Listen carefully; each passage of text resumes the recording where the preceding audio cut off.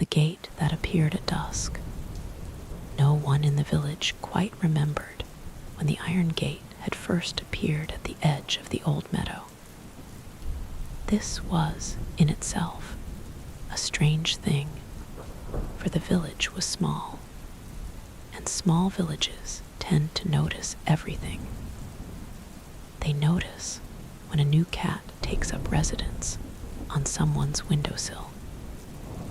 They notice when the baker changes the recipe for his Thursday bread. They notice the angle of smoke rising from a chimney and draw from it entire conclusions about the mood of the household within. And yet, somehow, the gate had simply arrived. Or perhaps it had always been there, patient and unhurried, waiting for the village to look up from its business and see it standing between those two enormous oaks at the far edge of the south meadow, wrapped in its dark ivy, saying nothing, asking nothing, simply being. The oaks themselves were older than anyone could say with certainty. The eldest woman in the village, a small and sharp-eyed person named Marin, who had lived for 91 years in the same house she had been born in, said that her own grandmother had called them the Old Ones, and had spoken of them the way people speak of things they respect too much to question. The trees had grown so close together over the decades and centuries that their root systems had become a single thing beneath the earth.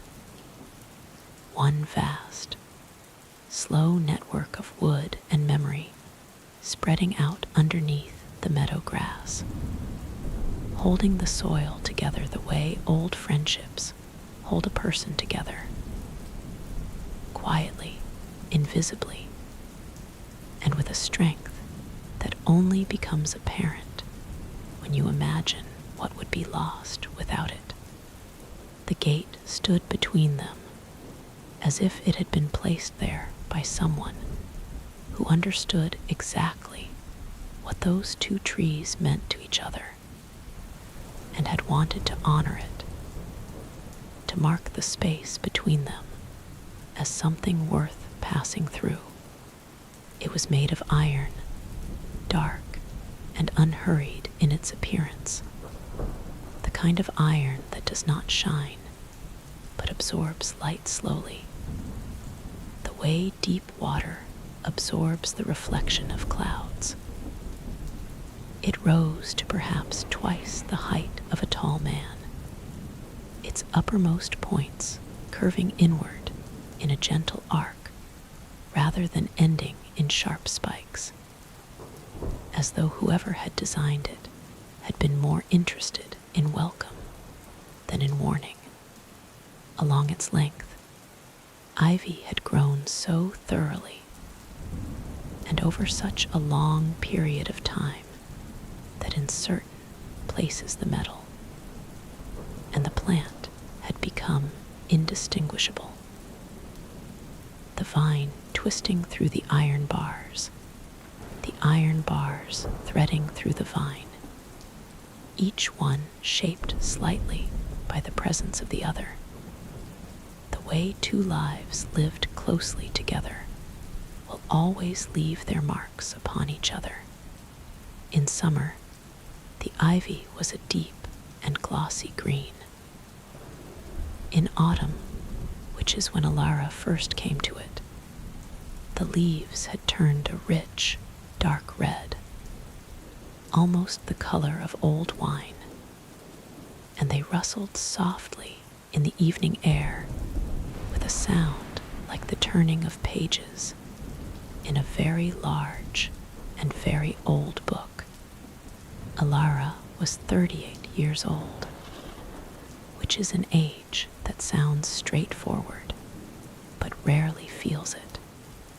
She had lived in the village for 6 years, having arrived one gray February morning with 2 suitcases, a box of books, and the particular exhausted quietness of a person who has recently made a large and necessary decision and is still in the process of understanding what it means. She had taken the small stone cottage at the end of Fell Lane, the one with the slightly uneven floors, and the garden that had gone comprehensively wild in the years it had sat empty.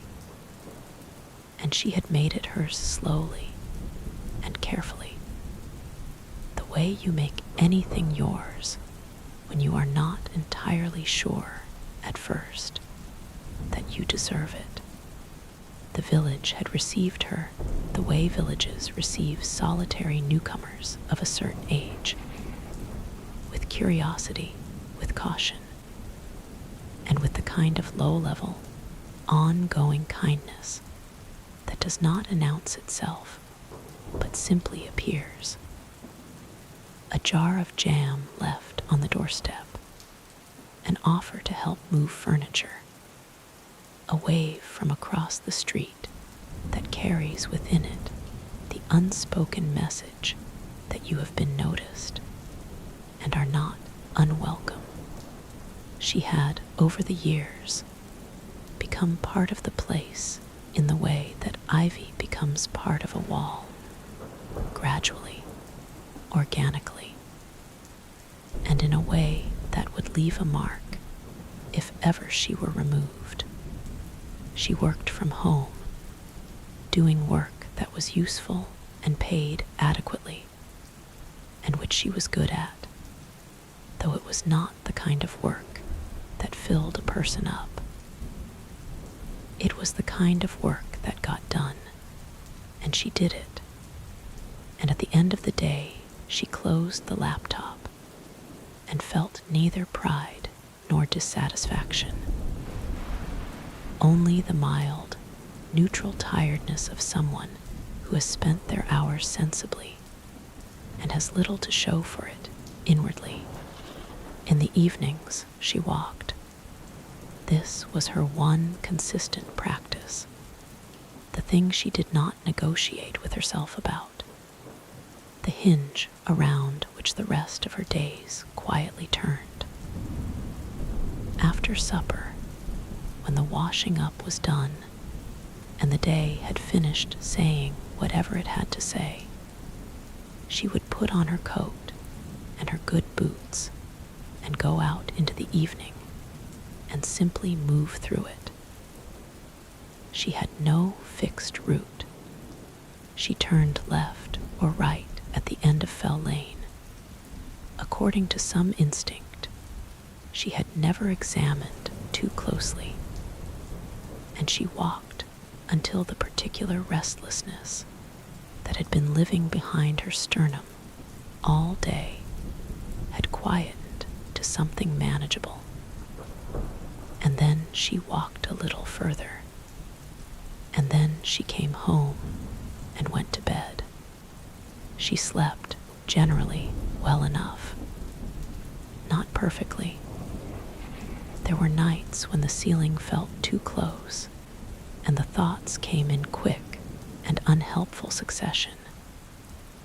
And sleep stayed away until 2 or 3 in the morning, teasing just beyond reach.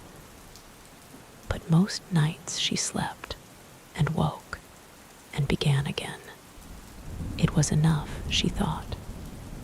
Most days it was enough.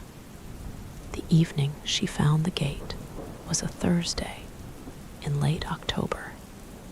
The day had been one of the full ones, full in the way that leaves no room for breathing, full of small demands and quiet frustrations, and the particular grinding tiredness of having been needed in too many directions at once, without any of the needing having been especially large or dramatic or justifiable as a reason to feel as worn as she felt.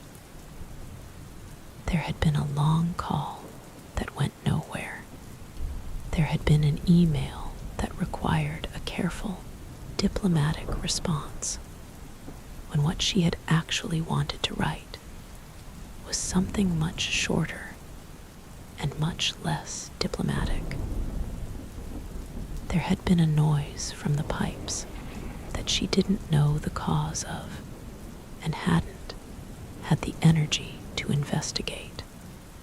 There had been, somewhere in the mid-afternoon, a sudden and inexplicable sadness that had arrived without announcement and sat with her for an hour before departing just as quietly, leaving behind it only the faint residue of itself, like the smell of rain after the rain has stopped. She had eaten supper standing at the kitchen counter, which she sometimes did when the table felt too large and too quiet.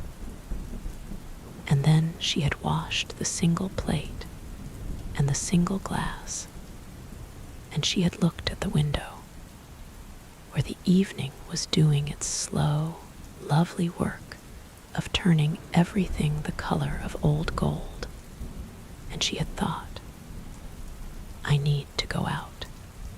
She put on her coat, she put on her boots. She went.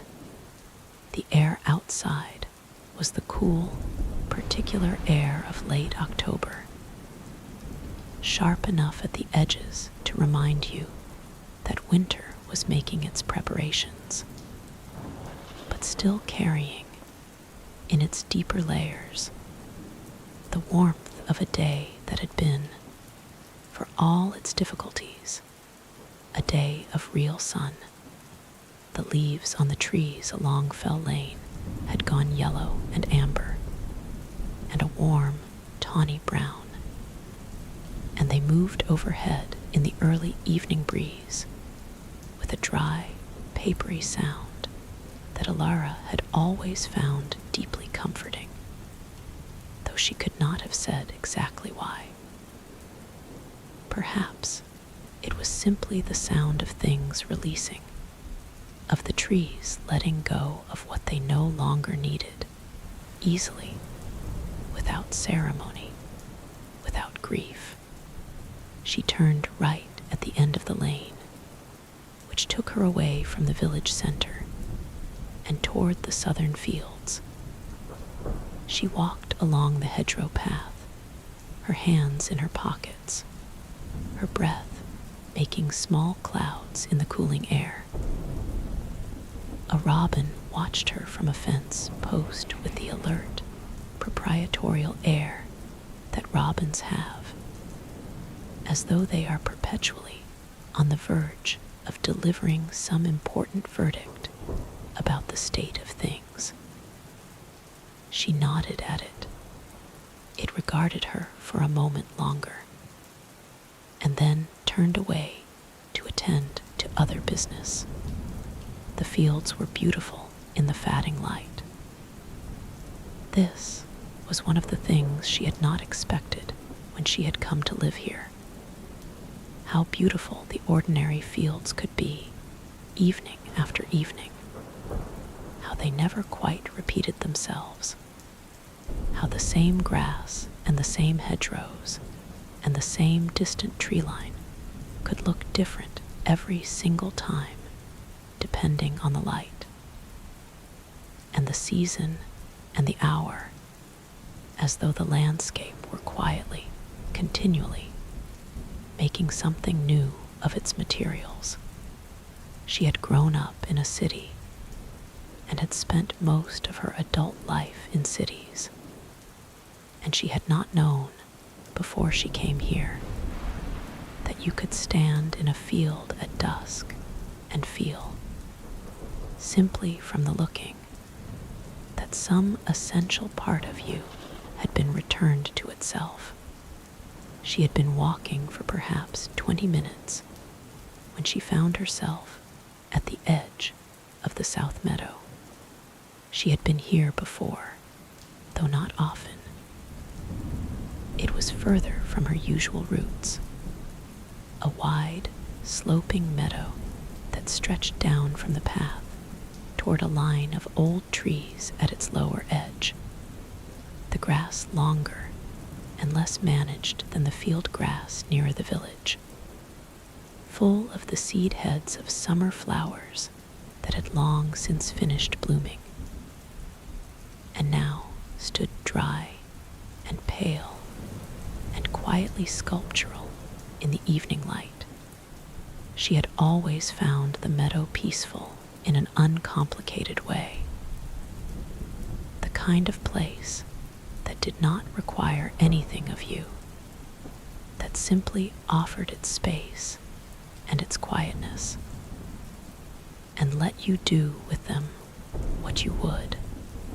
But this evening, something was different. Something in the air as she stepped onto the meadow path was different, not alarming, not strange in any unsettling way, but different in the way that a room is different when someone has opened a window. The same room, the same furniture, but something added, something moving through it that had not been moving through it before. She noticed the smell first.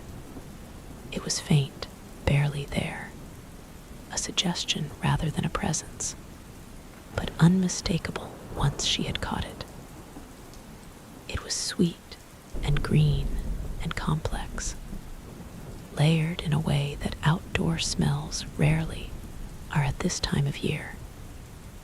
Something floral beneath something earthier, beneath something that was almost spiced, almost warm, almost like the memory of a garden in full summer, preserved somehow in the October evening air. She stopped walking and breathed it in more deliberately, turning her face slightly into the breeze, trying to locate where it was coming from. It was coming from the far end of the meadow, from the trees, from the gate. She saw it properly for the first time in that moment, though she would later wonder whether she had simply not looked before, or whether it had genuinely only now decided to be seen. It stood between the two great oaks at the meadow's lower edge, exactly where the tree line was thickest and the shadows deepest. In the evening light, it was almost the same dark tone as the ivy that covered it, almost the same deep red as the autumn leaves, and it might easily have been overlooked by someone who was not paying attention, who was looking at the field, and not at what stood at the field's edge, waiting. But Alara was paying attention. She was always paying attention. In the evenings, this was part of what the walking did for her.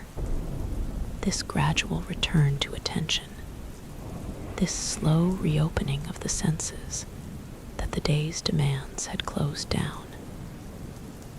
And so, she saw the gate clearly and completely. Its height, its dark iron, its crown of ivy, the gentle inward curve of its upper arc that gave it the look of something welcoming rather than forbidding. She stood at the edge of the meadow path for a long moment, simply looking at it. There was nothing frightening about it. She noted this observation in the calm, practical way she noted most things simply as information, as data to be registered and filed. She was not afraid. She was, if anything, curious in a way that was different from her usual curiosity. quieter, deeper, more bodily, as though the curiosity lived not in her mind, but somewhere lower, somewhere closer to her center of gravity. It pulled her forward, not with urgency, but with a gentle, patient insistence, the way a good story pulls you forward, not by pushing you from behind, but by making the next page feel inevitable. She walked toward it across the meadow grass. The grass was longer than she had realized, and wet with the beginnings of evening dew, and it brushed against her boots with a soft, whispering sound as she walked through it. The smell grew stronger as she approached, richer now, more layered, more distinctly floral, though she still could not name any single flower within it. It was the smell of many things blooming at once, of a garden in a state of generous, uncontained abundance. She reached the gate and stood before it. Up close it was even larger than it had appeared from across the meadow. The iron bars thick and solid, the ivy so densely wound through them that she could not see clearly through to the other side. The wood of the 2 oak trees on either side of it was rough and deeply grooved, the bark charcoal dark in the fading light, the roots at the base of each tree rising from the earth in great curved ridges, like the backs of sleeping animals. She put her hand on one root and felt the cool, firm reality of it, the absolute and unhurried solidity of something that had been growing in the same place for longer than she could meaningfully imagine. Then she turned back to the gate, and without thinking about it in any way that could be called a decision, it was more like a continuation of the movement she was already in, a simple extension of reaching toward what was in front of her. She lifted her hand and pressed her palm flat against the iron. It was cool, not cold cool, in the way that stone is cool in a shaded place, a temperature that is not unpleasant, but simply different from the warmth of the air around it. She could feel the rough texture of old iron against her palm, and beneath that, barely perceptible, the faintest suggestion of vibration, not mechanical, not alarming, more like the feeling of pressing your hand against the side of a very large bell a long time after it has been struck, when the sound has already gone beyond hearing, but the movement is still, faintly, there. The gate moved. It did not swing dramatically. It did not creak or groan or make any of the sounds that gates in stories are supposed to make. It simply shifted very slowly and very smoothly, like a page being turned by careful hands, opening inward on hinges so well maintained, or so ancient and beyond maintenance, that they made no sound at all. It opened just wide enough for a person to pass through, and then it stopped, and the evening air came through the gap, and the smell came with it, richer and warmer and more alive than ever. And Alara stood at the threshold between the meadows she knew and whatever lay beyond it, her hand still raised, her palm still faintly warm from the touch of the iron. She breathed in once, slowly. She looked back across the meadow.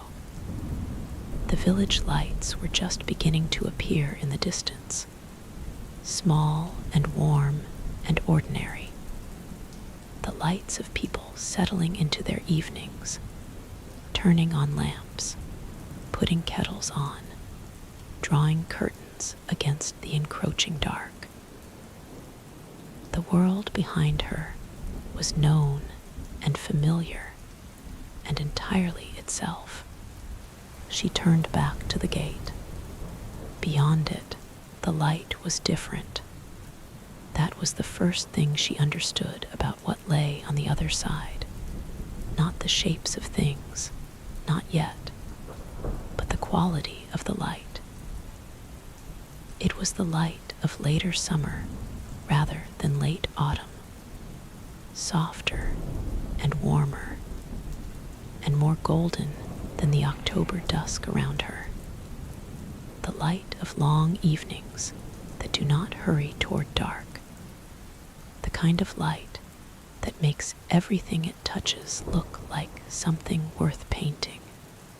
It fell in long, low angles through whatever trees lay beyond the gate, and the air within it moved gently. And from somewhere inside, it came a sound she could not quite place, but which was deeply, immediately recognizable as the sound of a living and contented place. A hum, a rustle, a long and peaceful exhalation. She stepped through.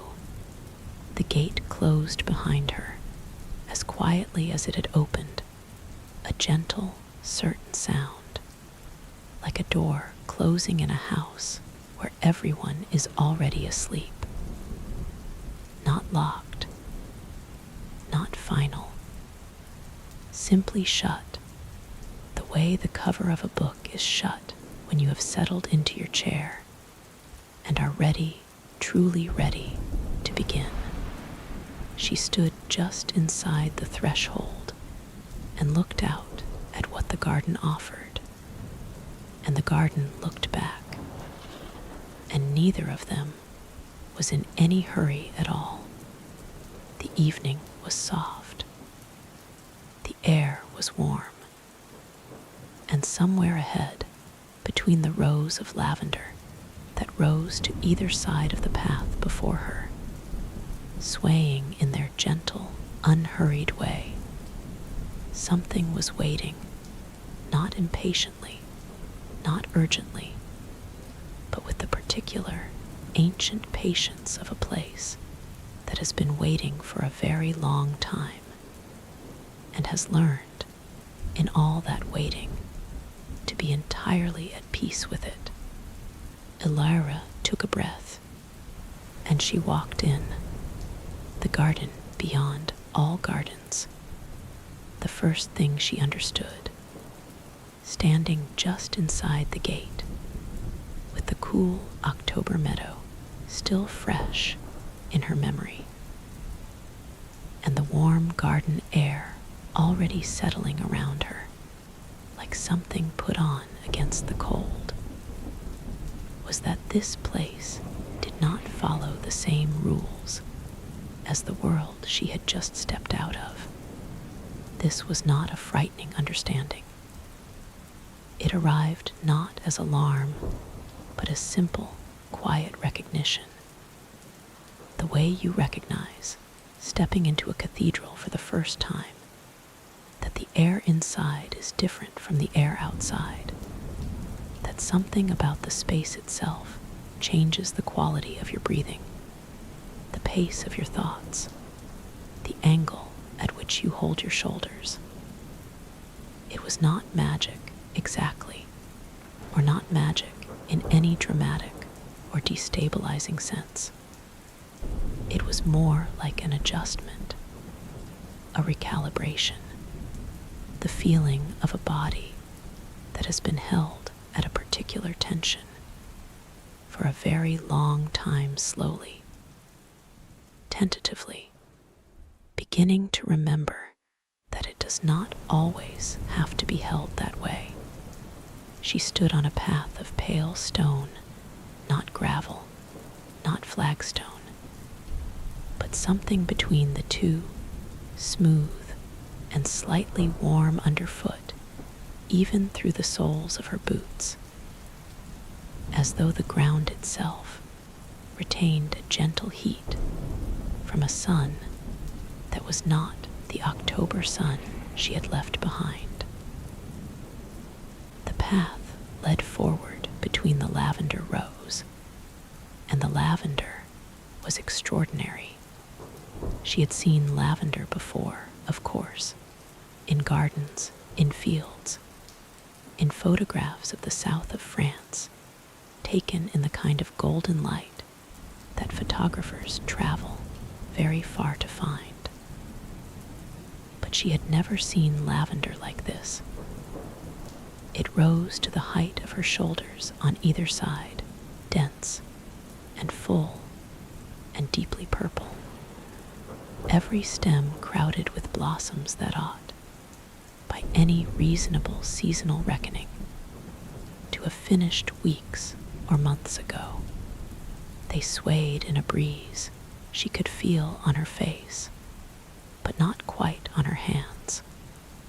A warm, directional breeze that seemed to come from somewhere deeper in the garden, as though the garden itself were breathing, slowly and contentedly, and she were standing close enough to feel it. The smell was the smell she had caught across the meadow, but here it was complete, not a suggestion, but a presence, full and warm, and multi-layered in a way that stopped her in her tracks for a moment, not from being overwhelmed, but from the simple pleasure of wanting to be still inside it. Lavender was the top note, clean and familiar and calming. The smell that every tired person recognizes somewhere below the level of thought as something that means rest. But beneath the lavender, there were other things.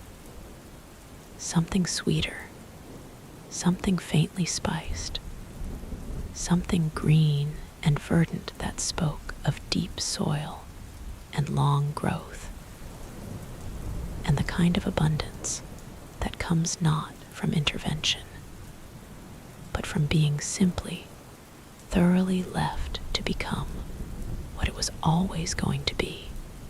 She exhaled. She had not known, until she exhaled, that she had been holding her breath. She began to walk. There was no urgency in it. The path did not demand that she move quickly, did not narrow in a way that created pressure, did not curve sharply enough to create anxiety about what lay around the corner. It simply extended before her, pale and smooth and faintly warm, and she followed it at the pace that felt right, which was slower than she usually walked, slower than she walked in the evenings through the village fields, slower than she moved through most of her days. It was the pace of someone who has nowhere to be, and has, at least for now, accepted this completely. The lavender rose gave way, after some time, to something wider, a section of the garden that opened out on either side of the path into broad, cultivated beds separated by low edges of dark stone. The beds were full. That was the word for it, the only word that seemed adequate. They were simply full, in the way that only very old, very well-tended gardens manage to be full, where every inch of soil is doing something. where there is no bare earth visible anywhere, where the plants have been growing for long enough to have found their own arrangements, their own accommodations with one another. The tall ones leaning over the shorter ones in a gesture that might be read as protectiveness. The trailing ones finding their way between the upright ones with a kind of graceful opportunism. There were roses, though not like any roses she had encountered before. Or perhaps they were exactly like roses she had encountered before, but seen now in this light, in this air, they were somehow more entirely themselves, more fully and unambiguously rose-like than anything she had seen growing in an ordinary garden on an ordinary evening. Their colors were the deep, warm colors of old silk, burgundy and cream, and a particular shade of pink that was almost coral, almost amber, almost the color of the sky in the last minutes before the sun goes completely. Some of them were fully open, their petals spread in the extravagant, slightly disheveled way of roses at their peak, and some were still tightly closed, saving themselves, and some were in that exact middle state, just opening, just beginning to reveal what they held at their center. That is arguably the most beautiful state of all. She paused beside one and bent slightly toward it and breathed in. The smell was extraordinary, deep and warm and complex, with something almost like spice beneath the sweetness, something almost like dark wood, something that made her think, unexpectedly and without any logical reason, of her grandmother's sitting room on winter afternoons, of thick curtains and warm radiators, and the feeling of being small and safe and entirely unbothered by the world outside the window. She stood up slowly and continued walking. Beyond the rose beds, the path curved gently to the left, a curve so gradual that she did not notice she was turning until she looked back and found that the lavender rows were no longer visible, that the garden had rearranged itself behind her into a new configuration, a new set of shapes and colors and distances that bore no obvious relation to what she had passed through before. This did not alarm her. She noted it as she had noted the gate opening and the warmth of the path beneath her feet. As information, as data, as one more quality of a place that was simply not governed by the same logic as the places she was accustomed to. The left curving path brought her to a section of the garden dominated by trees, not the great ancient oaks of the gate, but a different kind of tree altogether, smaller and more numerous, with pale gray-silver bark and leaves that were the deep, still green of water in a shaded pool. They were planted, or had grown. It was impossible to tell which in irregular groupings of 3 and 4, their canopies overlapping just enough to create pockets of shade between them, cool and deep and quietly inviting. The ground beneath them was covered entirely in moss. Not the sparse, patchy moss of ordinary woodland paths, but a continuous, unbroken carpet of it, and thick and uniformly green, the kind of moss that takes decades to establish itself, that requires both patience and the right conditions, that will not be hurried or forced, but must be allowed to arrive in its own time. She crouched down and pressed her fingers into it. It was extraordinary, softer than she had expected, softer than almost anything she could think of, not the soft of fabric or the soft of skin, but the soft of something that is entirely and specifically itself, that has no comparison and requires none. It was cool and faintly damp, and it gave beneath her fingers with a kind of gentle resilience, pressing back slightly as though it were alive and aware of being touched, which it was, of course, which all of it was, all of this garden was, alive in the specific, patient, unhurried way that growing things are alive, which is differently from the way that people are alive, but no less thoroughly. She stayed crouched for a moment, her fingers still in the moss, and felt the garden around her doing its quiet, continuous work. The leaves moving overhead, the air moving between the trees, the smell of the moss rising cool and clean around her, the distant, barely audible sound of water somewhere deeper in the garden. She felt, kneeling there with her fingers in the moss, like a person who has been running for a very long time and has finally, unexpectedly, found a place where it is acceptable to stop. She straightened up and walked on.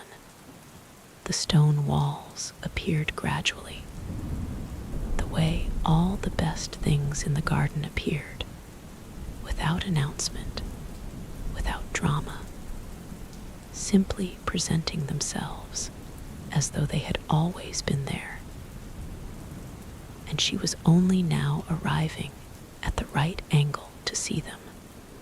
They were old walls, built from a dark, rough-textured stone that was different from the pale stone of the path, and they rose to perhaps twice her height, covered on their upper surfaces with more of that thick, undisturbed moss, and on their lower sections with lichen in patterns of gray and pale orange that looked, from a distance, like the maps of countries that had never existed. The walls ran at angles that did not immediately resolve themselves into any obvious plan. They did not form a square or a rectangle or any shape she could identify from where she stood. They simply ran and turned and ran again, enclosing spaces she could not see into, creating corridors and alcoves and corners that suggested entire further worlds within the garden's already considerable world. From the top of the nearest wall, a climbing plant cascaded downward in long, sweeping curtains. Not ivy this time, but something with smaller leaves, darker, glossier. And among the leaves, improbably and beautifully, flowers. Small white flowers, 5-petaled, each one perfect and complete and utterly indifferent to the fact that it was October, and no flower in any reasonable garden had any business being in bloom. They trembled very slightly in the garden's steady, warm breath, and their smell, which she caught as she drew closer, was sweet and clean and faintly honeyed, the smell of something that has decided to be beautiful regardless of the season and has committed to this decision completely. She reached out and touched one of the flower clusters gently, just the tips of her fingers against the petals, and the whole cascading curtain of them moved in a long, slow wave at the touch, not startled, not recoiling, but responsive, like a living thing that is accustomed to being treated gently and responds to gentleness in kind. She let her hand fall and moved along the wall. There were birds in the garden. She had been hearing them since she entered, in the unfocused way that you hear a sound before you have identified it as a sound. It had been part of the garden's general quality, part of its texture, folded into the smell of the lavender and the warmth of the path and the movement of the leaves. But now, pausing beside the stone wall in a moment of particular stillness, she became aware of them specifically. A low, continuous conversation of birdsong, various and overlapping and entirely unhurried. The kind of birdsong that happens in a place where birds have decided to stay. She saw one perched on the top of the wall above her, small, brown-backed, with a breast the color of a November sunset, regarding her from its elevated position with the calm, unblinking attention that small birds give to large things that do not fright them.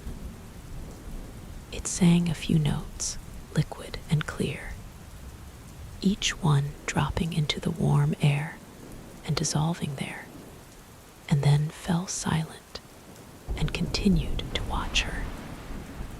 She watched it back. They stayed like this for a long moment, in a state of mutual observation that felt, improbably, like a conversation.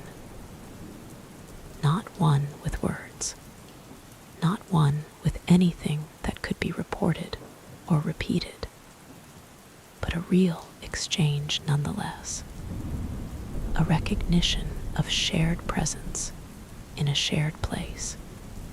The bird flew away eventually, not in alarm, but simply in the way that birds fly away. Because it was time to, because somewhere else was calling, because the movement itself was the point. She watched it go until it disappeared into the canopy of one of the silver-barked trees, and then she turned back to the path. She had not been counting time since she entered the garden, and she found that she had no desire to start. This was unusual for her. She was, in her ordinary life, a person acutely aware of time, of how much of it had passed, of how much remained, of whether she was using it well, of the faint but persistent background anxiety of a person who suspects that time is always slightly outpacing her, that there is always slightly more to be done than there are hours to do it in. She wore a watch. She checked it often. She divided her days into segments and moved between them with the disciplined awareness of someone managing a limited resource. But in the garden, none of that was operating. The watch was on her wrist. She could feel it there. But she had no impulse to look at it. And the absence of that impulse was so complete and so comfortable she noticed it only as one notices the absence of a noise that has been present so long it had ceased to be noticed. A sudden, clarifying quiet. There was no urgency here. That was the simplest and most complete way to describe it. The garden did not create urgency. It did not suggest that anything needed to be accomplished or arrived at or finished. It asked only that she move through it at whatever pace felt right, and notice what she noticed, and breathe the air, and let the rest of it, all the rest of it, all the lists and the worries and the low-level maintenance demands of an ordinary life, be, for now, elsewhere. She breathed in. The air was warm and full, and layered with the smell of living things. She breathed out. She walked on. The path brought her, after another long and unhurried curve, to the widest section of the garden she had yet seen, a great open space, roughly circular, surrounded on all sides by the silver-barked trees, whose canopies met overhead in a vast, loose, living ceiling of deep green leaves. The ground here was all moss, unbroken from edge to edge, and the light that came down through the leaves was the honey-colored light she had noticed from the gate, broken into pieces by the movement of the canopy, and falling across the mossy floor in shifting, overlapping pools of warmth that moved and changed as the leaves moved, so that the floor of the clearing seemed itself to be gently, continuously alive. At the far edge of the clearing, where two of the largest trees stood slightly apart from the others, there was a bench. It was made of the same dark stone as the walls, low and wide, its surface worn smooth by what must have been a very long time of use, its edges softened by the same lichen that marked the walls in its patient, geographical patterns. Beside the bench, a small, low table of the same stone, and on the table, nothing, just the stone and the lichen, and the light falling across it in its slow, shifting way. She walked to the bench and sat down. She sat down the way you sit down when you have not realized, until the moment of sitting, how much you needed to, not collapsing, not dramatically, not with any performance of exhaustion, but with a kind of gradual, grateful lowering of herself into the seat, a release of weight that was not only physical, that was not only the weight of a body that had been walking through a large garden, but the weight of everything she had been carrying into the evening when she left the house, the long call, the careful email, the sadness that had visited in the afternoon, the particular, unnameable heaviness of days that are not bad exactly, but are not quite enough, that leave you by evening feeling somehow both overfull and empty at once. She put her hands in her lap. She looked up at the canopy. The leaves moved. The light moved with them, shifting and reshifting across her hands and across the mossy floor around her, warm and cool and warm again in a rhythm that was not regular, but was deeply, instinctively satisfying, the rhythm of something natural, something that has its own reasons for moving the way it moves and requires no further justification. Above the leaves, she could see small pieces of sky, deep blue now, shading toward the darker blue of early evening, the first faint stars appearing in the patches of sky between the branches. She watched one appear, a single point of light, arriving slowly in a piece of sky the size of her hand, first almost invisible, then faint, then clear and steady and absolutely there. It did not move.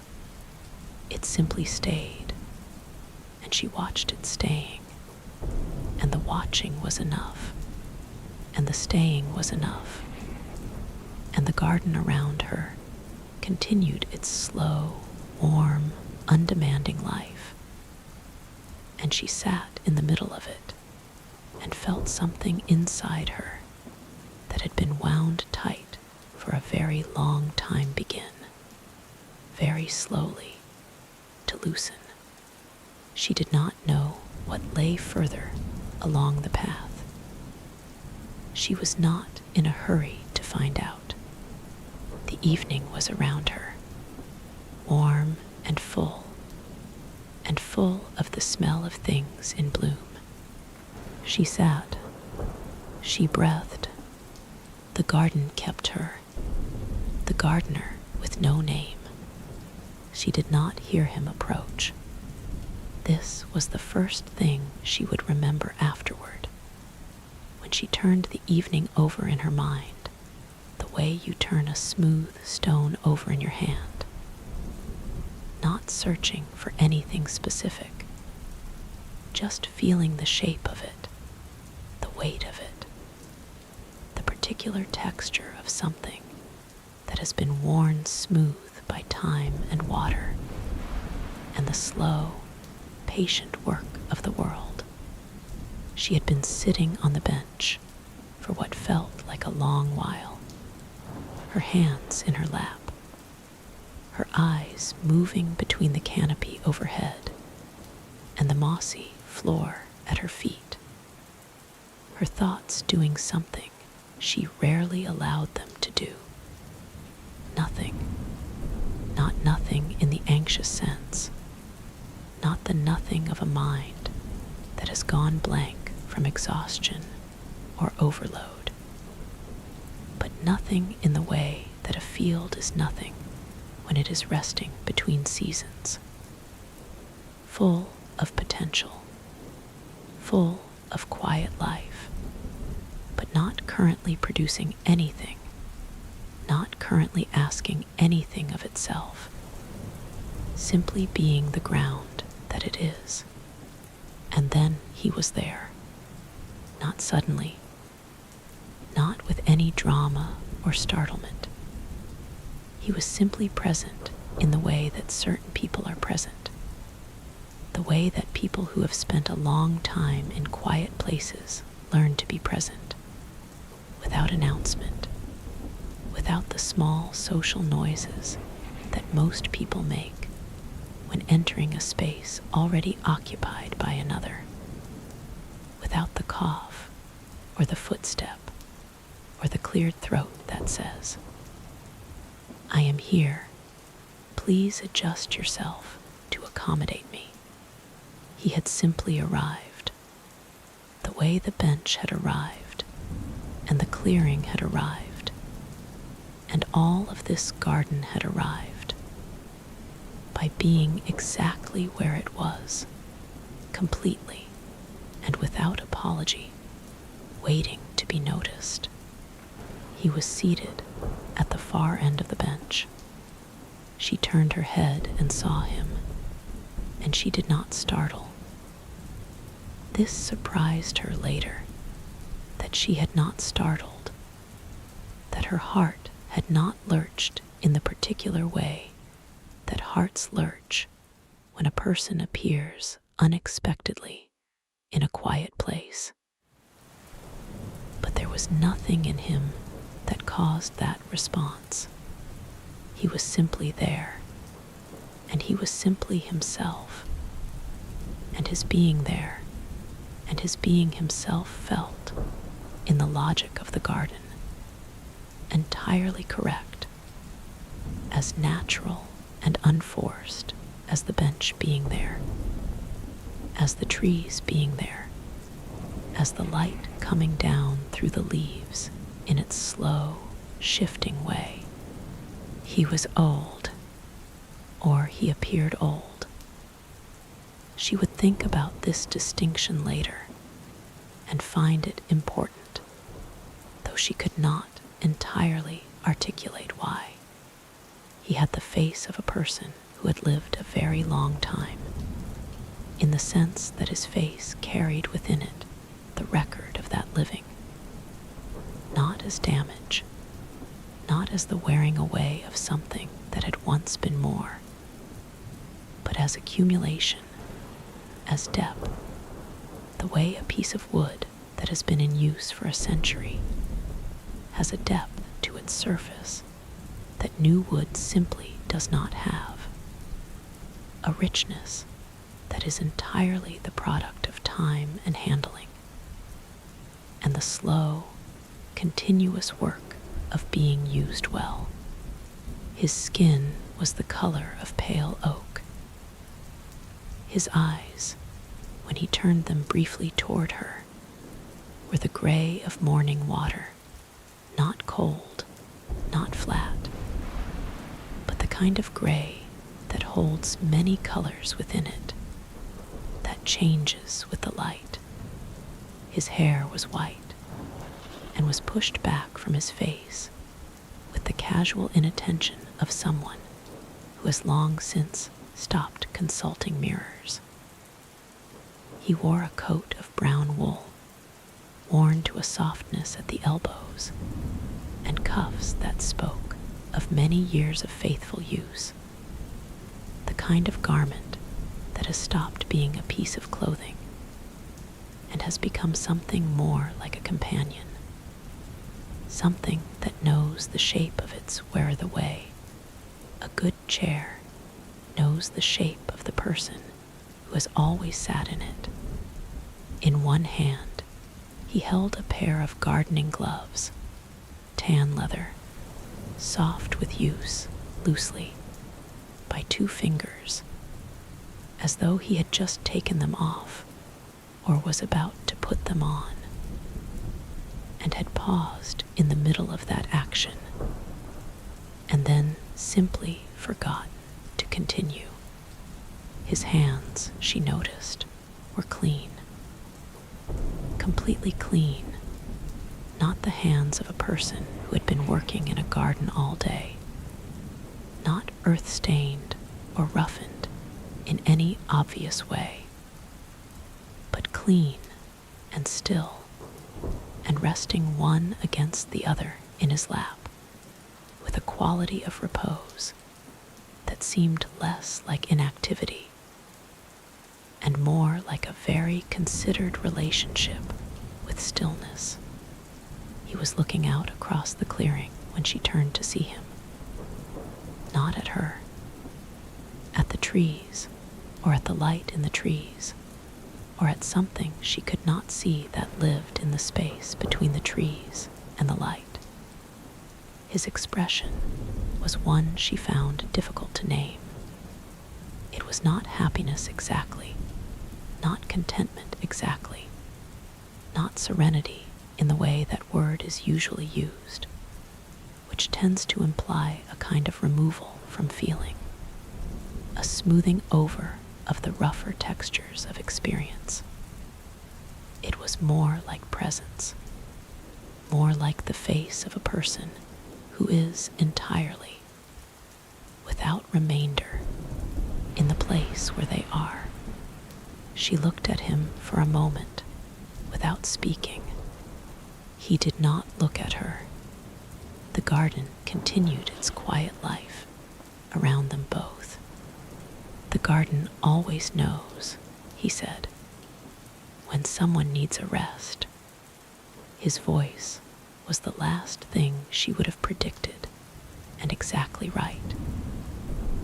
It was not loud, not soft either, not the studied quietness of someone making an effort to be calming, but simply a voice at its natural register, which happened to be unhurried, which happened to carry within it the quality of someone who has long since stopped feeling any urgency about the pace of words, who understands that words arrive in their own time and mean more for not being rushed.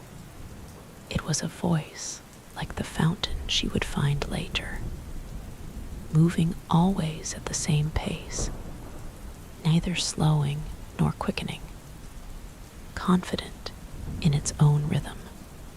He had not said it as a question.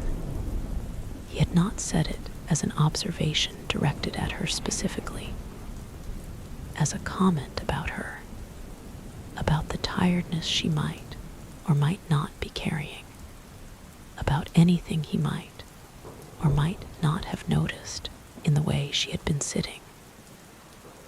He had said it the way someone states a simple fact about the nature of things.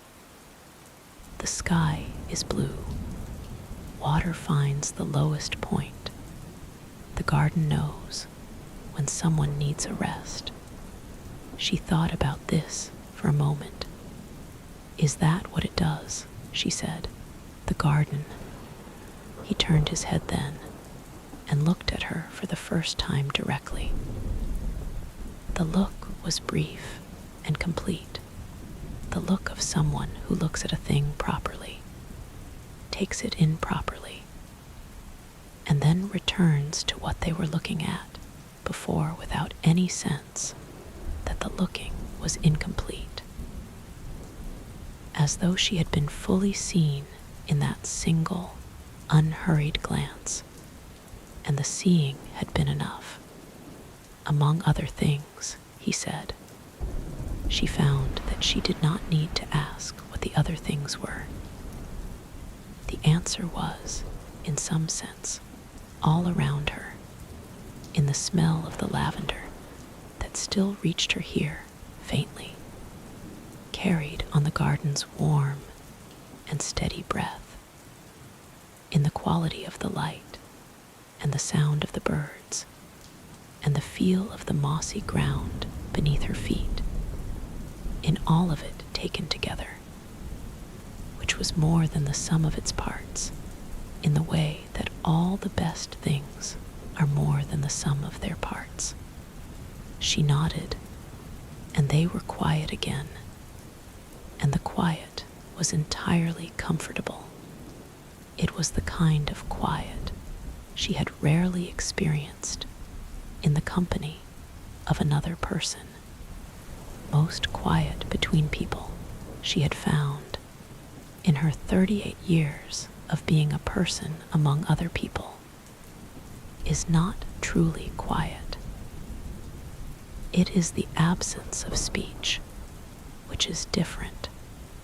It is a gap between words during which both people are aware of the gap, are managing the gap, are deciding what to do with the gap, are filling it internally with the small social anxieties that gaps between words tend to produce.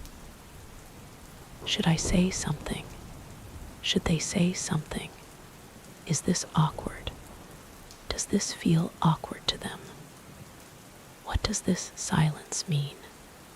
The gap has a texture to it, a low-level pressure, a quality of incompleteness that most people find uncomfortable enough to fill at the earliest opportunity, often with something that need not have been said and would not have been missed. But this was not that kind of quiet. This quiet was full, It was inhabited.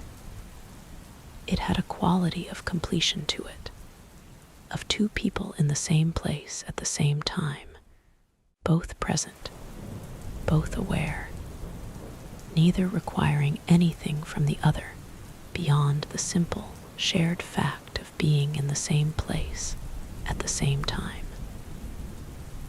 It was the quiet of people who are watching the same thing and have no need to comment on it because the watching is itself the thing. It was, she found herself thinking, slightly to her own surprise. The quiet she sometimes found in the very early mornings when she woke before the alarm and lay in the gray light of not quite dawn, and felt the day not yet started, felt herself not yet required, felt the lovely, temporary freedom of a person who is between one thing and the next, and has not yet been claimed by either. She had not expected to find that feeling here, in a garden she had never been to before, beside a man she had never met. But there it was, solid and warm and entirely real. After a while, she became aware that her shoulders had lowered. She noticed this the way she had noticed her exhale at the gate. Not at the moment it happened, but slightly after, in the retrospective way that the body sometimes reports its own adjustments. A small, quiet news bulletin from somewhere below the level of thought. Her shoulders had been up. They were now measurably and noticeably less up. They were somewhere closer to where shoulders are supposed to rest when a person is not bracing against anything. And the difference in how this felt was considerable. A loosening across her upper back, a release of tension in her neck, a very slight easing of the weight she had been carrying behind her eyes all day without having named it as weight. She had not noticed, before this moment, how long she had been holding herself up. "Do you tend all of this yourself?" she asked after a while. It was not the most interesting question she might have asked, and she knew it as she was asking it. There were more interesting questions. Where does this garden come from? How is it that the lavender is blooming in October? What are you? What is this place? How does it know? But those questions felt in the logic of the garden, and in the particular quality of the quiet they had been sitting in together, like questions of the wrong register, like questions that would require a kind of answering that would disturb something, that would replace the warm and sufficient presence of the thing itself with a verbal account of the thing, which is always lesser. She had asked the practical question because the practical question was smaller, and smaller felt right, and right felt like the only compass she had here. He considered it, not for a long time, but visibly, genuinely, the way a person considers something when they take the question seriously enough to actually think about it before answering, rather than reaching for the nearest available response. "The garden tends itself," he said. "I just visit." She looked at him. "But the gloves," she said. He looked down at the gloves in his hand, as though he had forgotten they were there. The corners of his eyes creased very slightly. It was not quite a smile. It was the expression of a person who is privately amused by something and is not particularly invested in explaining the amusement. Old habit, he said. She found this satisfying in a way she could not have justified. There was something in it, in the gloves, in the clean hands, in the old habit, that suggested a life of long engagement with this place, of years, and perhaps decades of arriving here, with intentions that the garden had, gently and repeatedly, made unnecessary. A person who had come prepared to work, and had found, each time, that the work was already done, or that the work was not, in fact, the point, who had kept bringing the gloves anyway, because the bringing of them was itself a kind of offering, a gesture of willingness, a way of saying, I am here and I am ready, even if readiness is not what is required.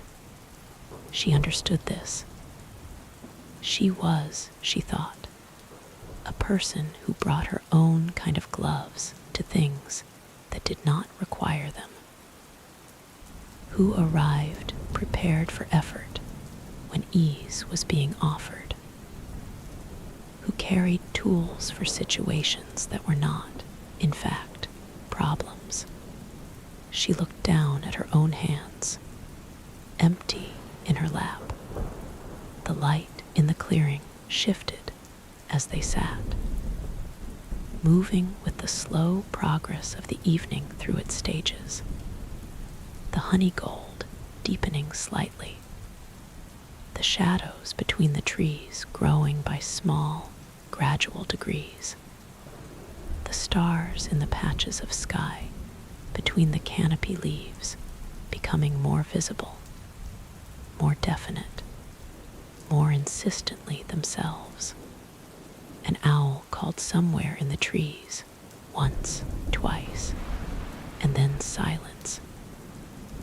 And the sound of it was not mournful, as owl calls are sometimes described, but simply present, simply part of the garden's ongoing conversation with itself. The old man closed his eyes, not in sleep. There was nothing of sleep about it, nothing of absence or withdrawal. He closed his eyes the way a person closes their eyes when listening to music, to bring what was already happening more fully inside, to give the hearing more room, to be more entirely where they were, by removing one of the many ways of being somewhere else. His face in this posture was entirely still and entirely at peace, and the peace of it was the kind of peace that does not come from the absence of things, but from the presence of one very complete and settled thing. Whatever that thing was, a long life, perhaps, lived in some relationship with this garden, with this quiet, with this particular quality of evening light coming down through leaves. Whatever it was, she felt no intrusion in looking at him. She felt, if anything, something like instruction. The way you sometimes feel when you are near a person who is doing something simple extraordinarily well, and the watching of them doing it teaches you something about the doing of it. She closed her own eyes. The garden came in differently with the eyes closed. The smell came first, closer now, more intimate, more specifically individual.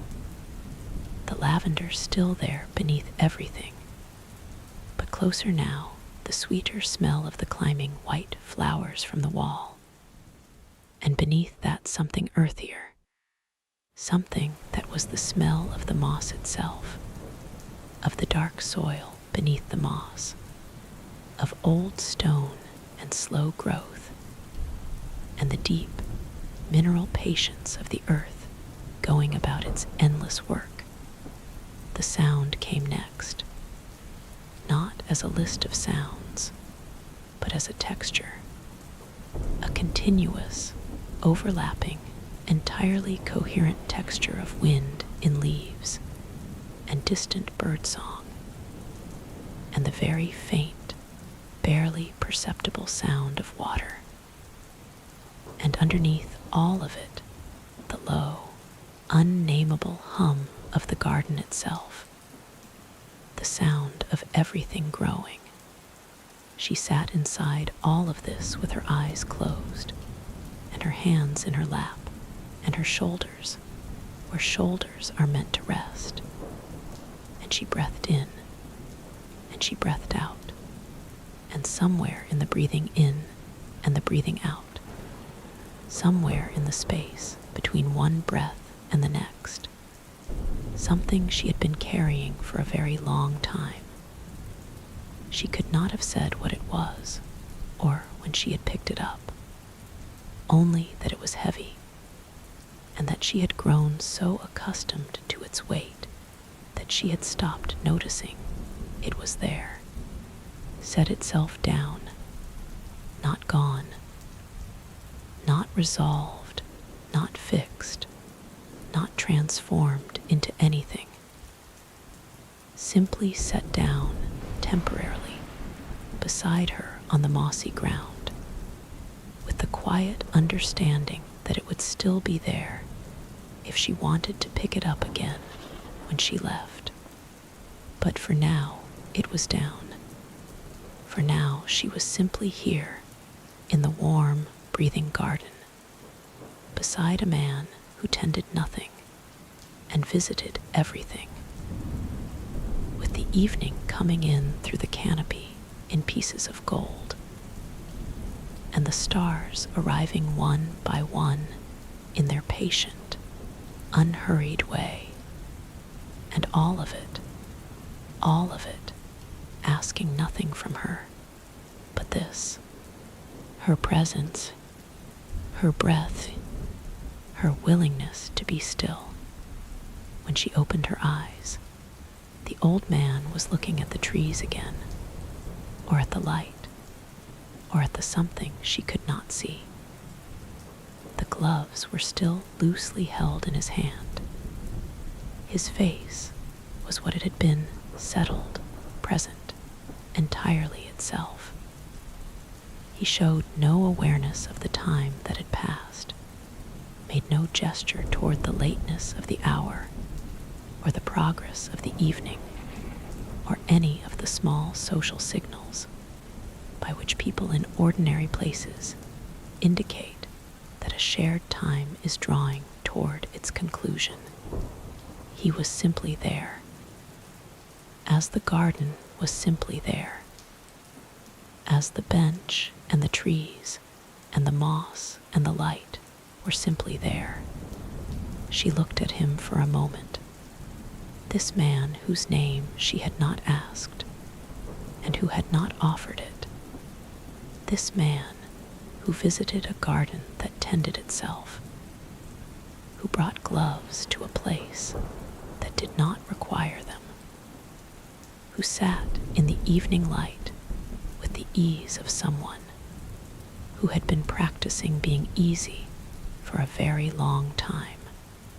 She wanted to ask him something. She could feel the question in her forming slowly, not quite ready. The way the right words sometimes form slowly, not from lack of thought, but from an abundance of it, from the sense that the thing to be said is important enough to wait for the right shape to carry it.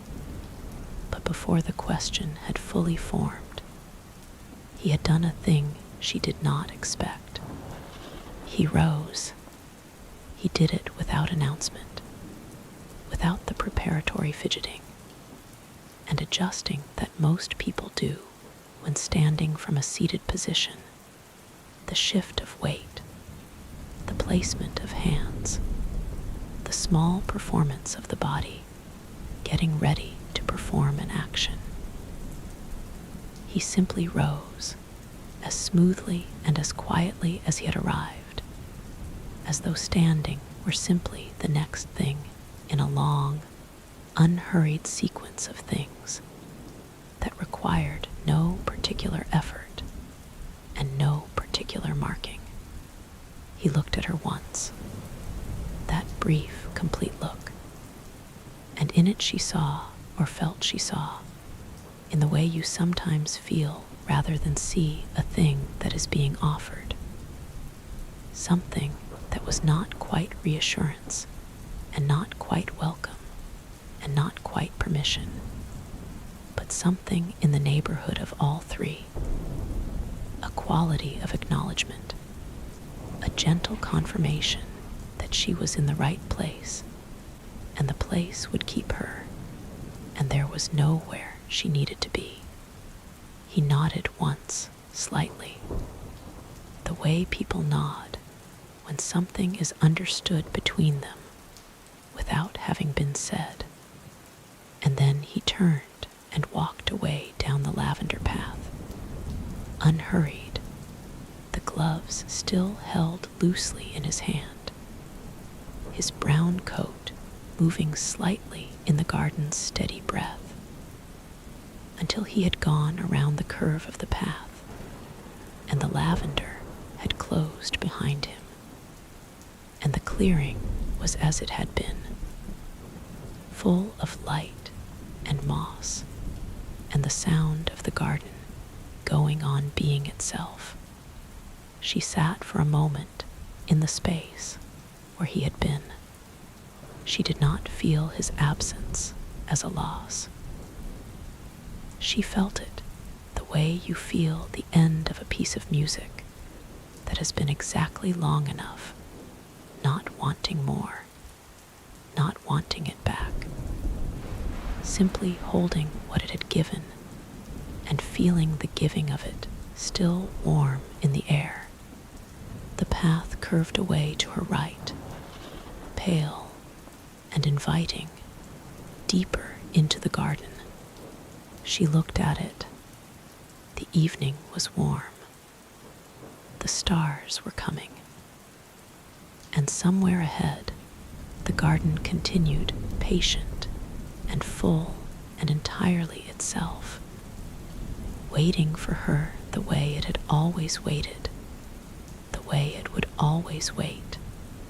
She rose from the bench. She followed the path of slow things, the path that led away from the clearing, was not the same path she had come in on. She understood this without needing to examine it too closely. In the same way she had understood many things since entering the garden, not through analysis, not through the careful, effortful process of gathering evidence and drawing conclusions, but through a kind of knowing that lived below thought, in the body rather than the mind, in the same place that knows when a room has changed, while you were away from it, even when everything appears to be exactly as you left it. The path was the same pale, warm stone. The garden on either side of it was the same deep, inhabited green. But the direction was different. The angle was different. And most importantly, the feeling was different. The feeling of what lay ahead, which is something a path communicates before you have gone far enough along it to see anything. The way a piece of music communicates its character in the first few notes, before the melody has properly begun. this path felt longer. It felt like a path that was not in any hurry to arrive anywhere, that understood arriving as only one part of its purpose, and perhaps not the most important part. It curved away from the clearing in a long, generous arc, not sharply, not so gradually as to be imperceptible, but with the easy, unhurried sweep of something moving through space, because the moving itself is pleasurable, because the arc of the thing is part of what the thing is. She followed it. Behind her, the clearing receded. The silver-barked trees closed in on either side of the path, their canopies meeting overhead in a loose, shifting roof of leaves, through which the evening light continued to fall in its slow, particulate way, as though light here were not a wave or a beam, but something more like weather, something that moved through the air in its own time, and settled where it settled, and asked no permission. She walked through patches of it, and out of them, warm and cool, and warm again, her shadow lengthening and shortening at her feet as the canopy shifted above her. The birds were still present. She could hear them in the trees on either side. That continuous, overlapping conversation that had no beginning and no end. That simply was, the way breathing simply is, the way the turning of the earth simply is. She had stopped trying to identify specific calls and had allowed the whole of it to become what it was. A texture, a presence, a quality of the air that told her she was in a place where things were well, where the ordinary transactions of living creatures going about the business of being alive were proceeding as they should, undisturbed. She was not thinking about the old man. Or rather, she was thinking about him in the way you think about someone who has given you something. Not the analysis of them as a person, not the cataloging of their qualities, or the rehearsal of the conversation, but the simple, warm awareness of the thing that has been given, the thing that is now yours, and that you are carrying forward with you into whatever comes next. What he had given her was not information. It was not wisdom exactly, or not wisdom of the kind that can be stated and remembered and applied. It was more like an example, the example of how to be in a place, the example of how to sit beside a fountain or on a bench in a clearing, how to hold a pair of gloves you are not going to use, how to let a silence be a silence and find it more than enough.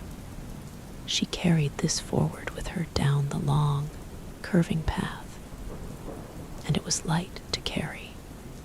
The tall grass began gradually, the way good transitions always begin, not as an abrupt change, but as a slow modulation, the tree canopy thinning, and the path widening, and the ground on either side of the pale stone shifting from moss to the thicker, wilder growth of meadow grass, rising first to her knees, and then to her hips as the path continued its arc through this new section of the garden. It was beautiful in a different way from the formal beauty of the rose beds and the lavender rose. That beauty had been the beauty of intention, of things planted and tended and arranged in relation to one another, of a mind or a succession of minds having looked at a space and made considered decisions about what should grow there, and in what proportion, and to what effect. This was different. This was the beauty of what happens when intention withdraws and allows. The grass grew as it wanted to grow, in dense, swaying masses that moved in the garden's warm breath, with a sound like the sea, not loudly, not dramatically, but with that same quality of something large and patient breathing, that same suggestion of depth and continuity beneath the surface movement. The seed heads of spent flowers stood among the grass, pale and skeletal and sculptural in the evening light, each one a small, complex architecture of dried stems and empty vessels that had once held color and now held something else, something quieter and in its own way more beautiful. The record of having bloomed, the evidence of a summer already accomplished. She walked slowly through them and felt them brush against her coat and her hands as she passed, dry and light, and faintly whispering, as though they were passing along some small piece of information that was just below the threshold of language. She did not hurry. There was, she was discovering, a particular quality of slowness available in this garden that was different from the slowness of tiredness or the slowness of reluctance, different from all the kinds of slowness that are really just the absence of speed, the failure of momentum, the body or the will running low on whatever fuel ordinary movement requires.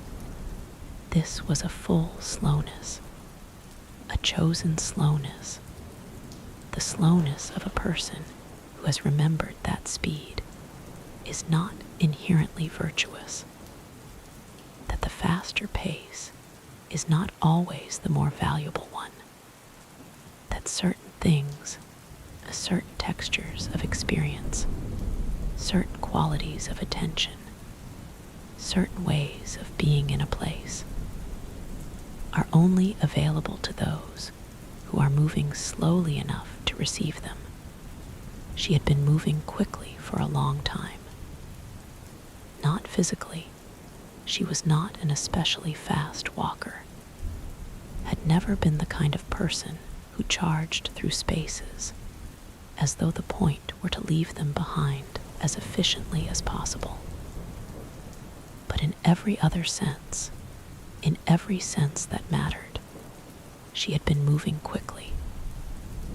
Through her days, through her weeks, through the months and years that had accumulated into the 38 years she now carried with her, moving always toward the next thing, the next obligation, the next item on the list that was never finished, never would be finished, existed less as a practical tool than as a proof of her own seriousness, her own use, her own right to take up the space she was taking up. She was not moving quickly now. She was moving through tall grass in a garden that had no lists, and the grass was brushing her hands, and the seed heads were whispering their low, botanical whisper, and somewhere to her left, a grasshopper was doing its precise, mechanical work in the stems, and the evening light was falling at its long, low October angle through the thinning canopy overhead. And she was, simply and thoroughly, and without qualification, here.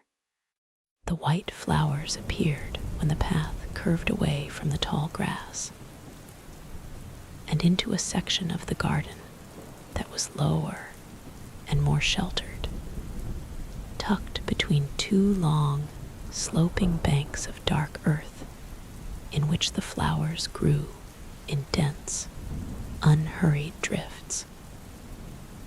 She stopped when she saw them. They were unlike anything she had seen in any garden she had visited, any field guide she had idly leafed through, any flower market she had walked past in any city. They were small, not insignificantly small, but small in the way of things that have concentrated their beauty rather than expanding it, that have made the choice of depth over breadth. Each flower had 5 petals, slightly translucent at their edges, the white of them not the stark white of paper or paint, but the soft white of something organic, the white of new snow in thin light, of certain shells seen underwater, of a sky just before it decides what color to be. At the center of each flower there was a glow. She bent to look at this more closely and found she could not explain it in any way that did not feel insufficient.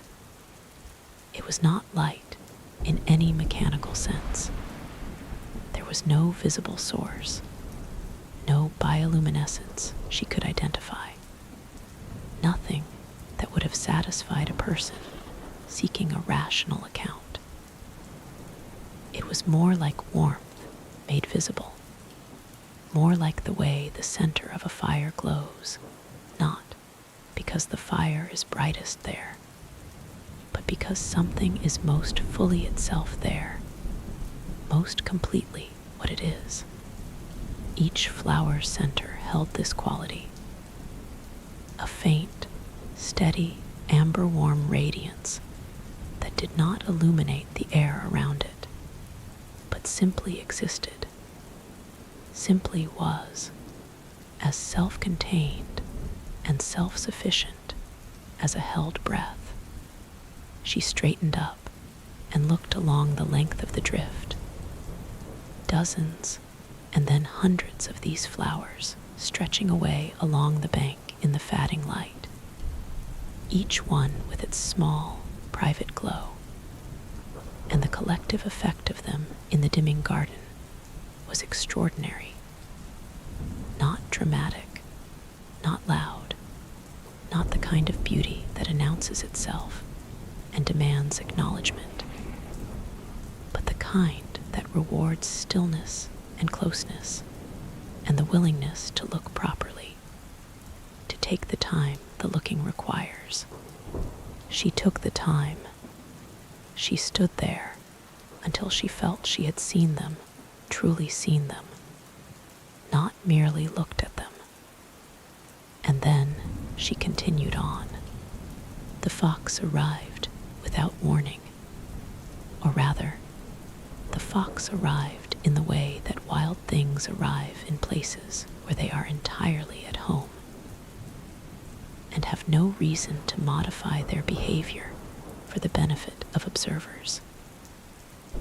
Without ceremony, without caution, without any of the furtiveness or startlement that wild animals in the ordinary world display in the presence of humans, who are, in the ordinary world, generally a reason for furtiveness and startlement. It simply came around the curve of the path ahead of her, moving at an easy trot, its tail carried low and relaxed, its head slightly down in the absorbed, purposeful way of an animal going somewhere it knows how to get to. It was extraordinary. She had seen foxes before, in the village, occasionally, cutting across the road in the early morning, with that characteristic combination of elegance and practicality. The lean body flowing between parked cars and garden gates with the ease of something liquid. She had seen them at the edges of fields in the evenings, copper bright against the green.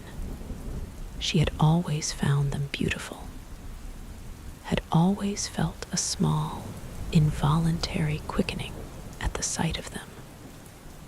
The particular pleasure of an encounter with something wild and unmanaged in a world that is increasingly managed. But this fox was different. Or she was different in her relationship to it. Or the garden was different, and the difference of the garden changed everything within it. It stopped when it reached her, not in alarm. There was nothing of alarm in it, nothing of the tensed muscle readiness for flight that characterizes a wild animal in the presence of a perceived threat. It stopped the way a person stops on a path when they encounter someone they know slightly, with mild interest, with the uncomplicated acknowledgement of a shared space, with no particular agenda. It looked at her. Its eyes were amber, a deep, warm amber that held within it something she could only describe as intelligence. Though she knew this was the kind of description that scientists would qualify carefully and poets would reach for without hesitation. And she was, in this moment, closer to the poet. She did not move. She understood, in some instinctive and preverbal way, that the correct response to being looked at by this animal in this garden was stillness. Not the frozen stillness of someone trying not to frighten a thing away, but the genuine stillness of a person who is so completely in a moment that movement would be a kind of waste, would be spending the moment on something other than being in it. The fox looked at her for what felt like a long time. She looked back. Between them, the path was warm and pale and still. The garden breathed. The seed heads whispered somewhere behind her. The white flowers glowed in their low, private way along the bank, and the fox looked at her with its amber eyes, and she looked at the fox, and something passed between them that was not communication in any language she had words for, but was communication nonetheless. A simple, mutual recognition of presence, an acknowledgement that said, "You are here, and I am here, and this place holds us both, and that is enough, and that is everything."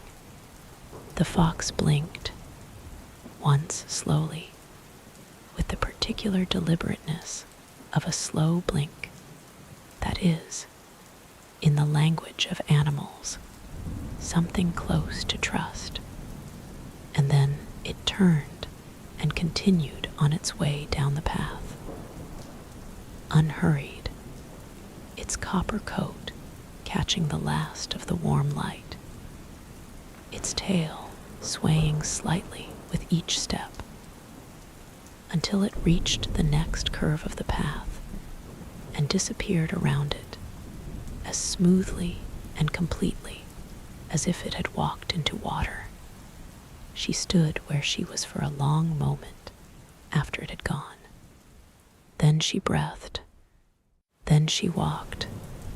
The stone wall appeared around the next curve, low and dark, and covered in the lichen she had come to associate with permanence, with things that have been in one place for long enough that the very air has left its mark on them, has written its slow, patient record across their surfaces in those pale orange and gray botanical signatures. The wall ran along the right side of the path for some distance, and as she walked beside it, she could smell, coming over its low top, something new, something that was still sweet, but differently sweet, a warmth to it that was distinct from flowers, more substantial, more rounded, more like something that had been growing slowly toward fullness and had arrived there. Fruit, the smell of fruit, ripe and warm and complex. The smell of an orchard in the full generosity of its season. She found the gap in the wall a little further along, not a gate, just an absence of stones, a place where the wall simply stopped and the path continued through and into what lay beyond. She passed through it and stopped. The orchard was not large, but it had the quality that certain small spaces have of feeling larger than their boundaries, of containing more than their dimensions should logically permit. The trees were arranged in loose rows that were not quite rows. They had the approximate organization of a planting done with intention, and then left alone long enough for the intention to have softened, for the trees to have grown into their own arrangements, their own relationships with one another, their own accommodations with the light and the space. Some leaned slightly toward their neighbors.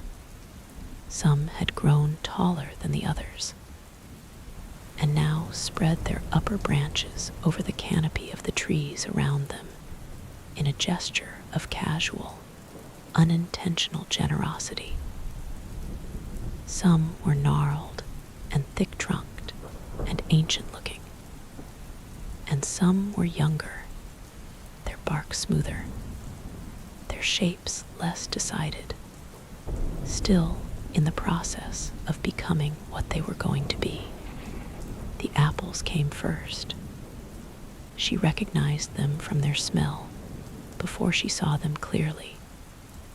That specific, rounded sweetness of ripe apple that is one of the most complete and uncomplicated smells in the world. One of the smells that arrives without context and is its own context, that does not remind you of anything because it is itself a kind of remembering, a smell that lives at the origin of things. The trees were heavy with them, red and green, and a warm, blushed yellow. The fruit so densely covering the branches that the branches themselves were barely visible. The whole tree become a single generous offering of color and weight. The pear trees were beside them, their fruit longer and more tapered, pale green shading to yellow at the sunside, hanging in dense clusters that pulled the slender branches earthward in long, graceful arcs. She reached up and touched one, just the tips of her fingers against its cool, slightly rough skin, and felt the firm give of something perfectly ripe, neither hard nor soft, but exactly between, exactly at the moment of its fullness. And then there was the third fruit, round and dark, a deep purplish black, almost the color of a night sky just after the last of the light has gone. She did not recognize it. She had no category for it, no name, no reference point in any fruit she had ever tasted or seen or read about.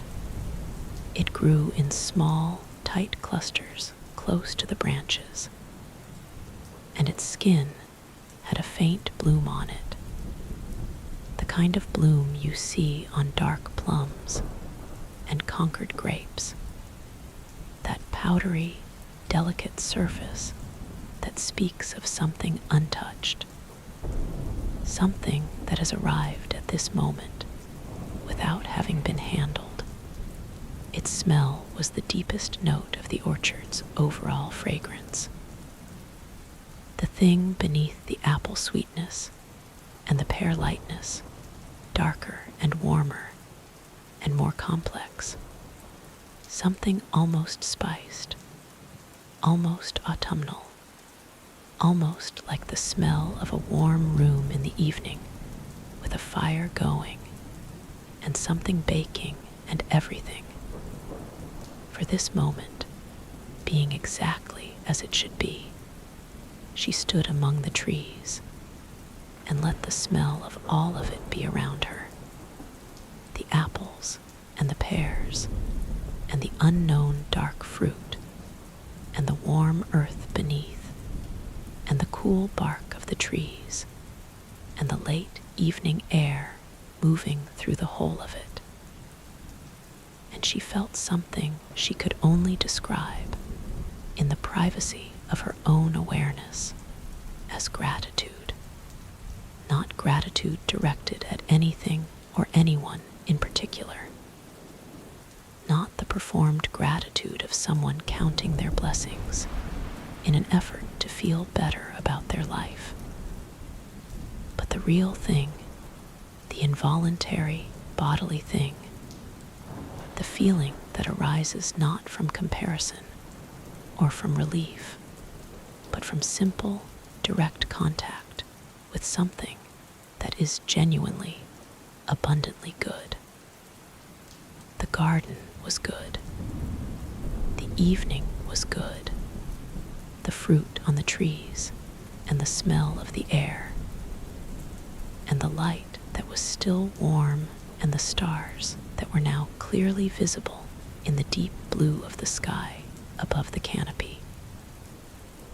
All of it was good, thoroughly, and without caveat, and her body knew this before her mind had formed the thought, and the knowing was the gratitude, and the gratitude needed no object and no occasion beyond the fact of the thing itself. She stood in it for a long time. The orchard held her. The evening continued. The fruit hung heavy and patient on the trees, and the light fell soft across all of it, and the garden vast and quiet and full and entirely, unhurriedly itself, kept on doing what it had always done, growing and breathing and receiving, and asking nothing in return but the willingness to be here. She was willing. She was entirely, completely, without reservation willing. She walked deeper into the orchard, her hands brushing the low-hanging branches as she passed, the smell of the fruit rising around her with each small disturbance of the air, and the path beneath her feet was warm, and and the evening around her was soft and somewhere ahead, just visible through the trees in the dimming light. Something pale was swaying gently in the garden's quiet and endless breath, the hammock between the trees. She saw it first as a shape rather than a thing, a pale, suspended form visible between the trunks of two pear trees at the orchard's far edge, two trees that were, she noticed as she drew closer, slightly larger than the others, slightly older, their bark more deeply furrowed, and their lower branches more broadly spread, as though they had been growing in this specific relationship to one another for long enough that each had shaped itself partly in response to the other, had adjusted its angle and its reach, and its particular way of occupying space with some awareness, however slow and vegetative, of the presence beside it. They leaned toward one another by a few degrees at their upper reaches, the way people lean toward one another in conversation without noticing that they are doing it. And between them, strung from one to the other at a height just right for a person to fall into without effort, was the hammock. It was made of rope, not the rough, utilitarian rope of practical things, not the kind of rope that makes you think of boats or parcels or things being secured and managed, but a softer rope, a rope that had begun as something functional and had been transformed by time and use into something else entirely, into something that had absorbed so much of its purpose that it had become the purpose itself, the way certain objects do when they have been used long and lovingly enough. The color of it was cream, or had been cream once, and was now something warmer. The color of old linen, of the pages of a book that has been read many times in rooms with good light, of a sky in the last moments before it decides to go blue.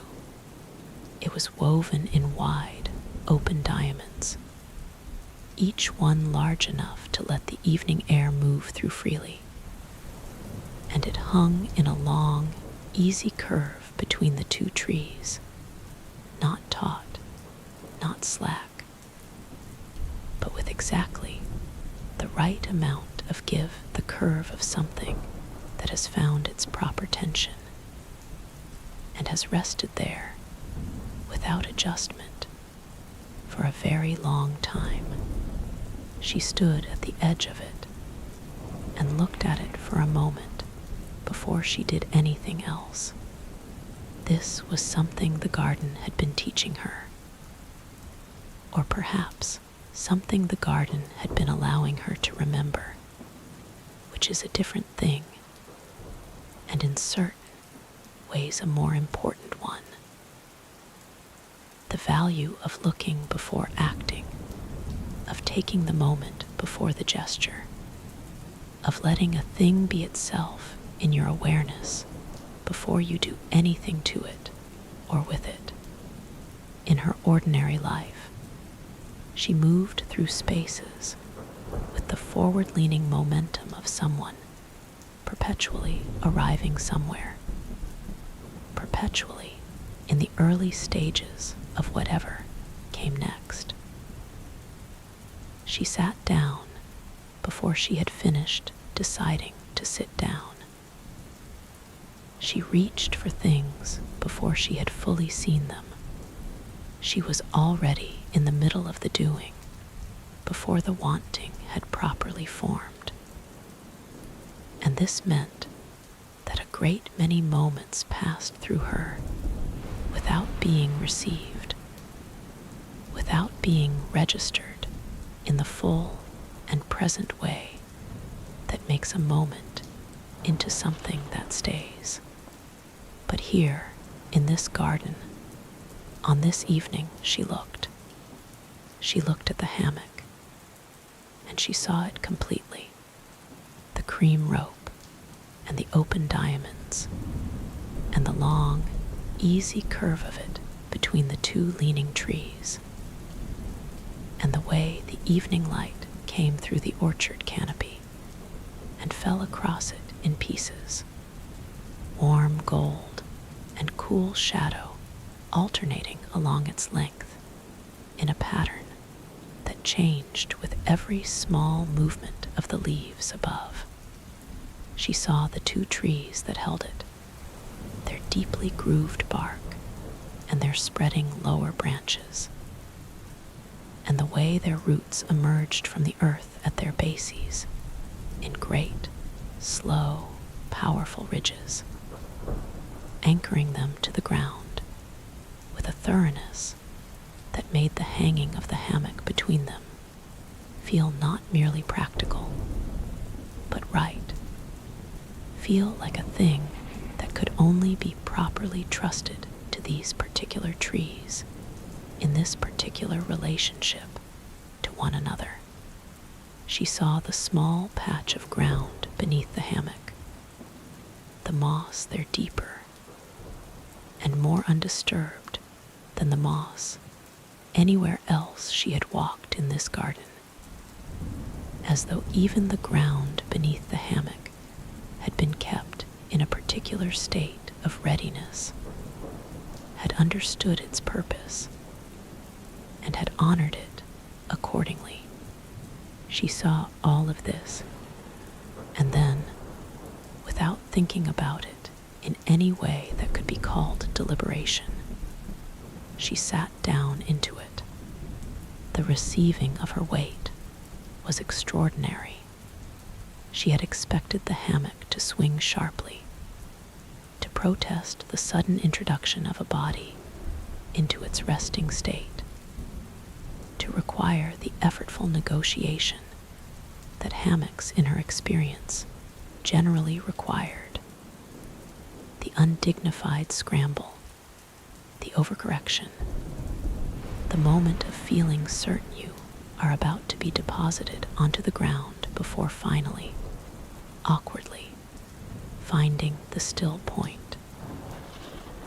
But this hammock did none of those things. It received her the way she had thought about earlier, walking through the tall grass, the way deep water receives a stone, not with resistance, but with a slow, surrounding welcome, a gentle displacement that accommodated her fully, and then settled again, adjusted itself to the new reality of her being there with the unhurried ease of something that has made this adjustment many times and has no complaints about making it again. She was in it fully before she had quite registered being in it. One moment she was sitting on the edge of it, feeling the rope against the backs of her thighs, and then she was lying in it, her weight distributed along its length in the long, loose curve that hammocks create in the bodies they hold.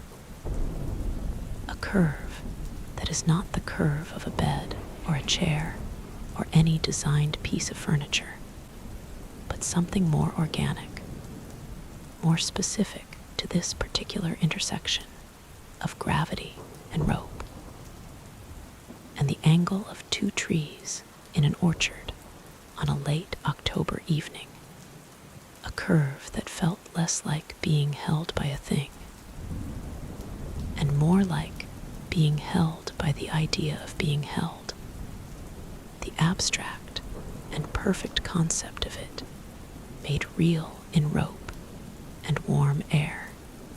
She lay still. Above her, pear tree canopy moved in the garden's slow, warm breath, The leaves were extraordinary from this angle.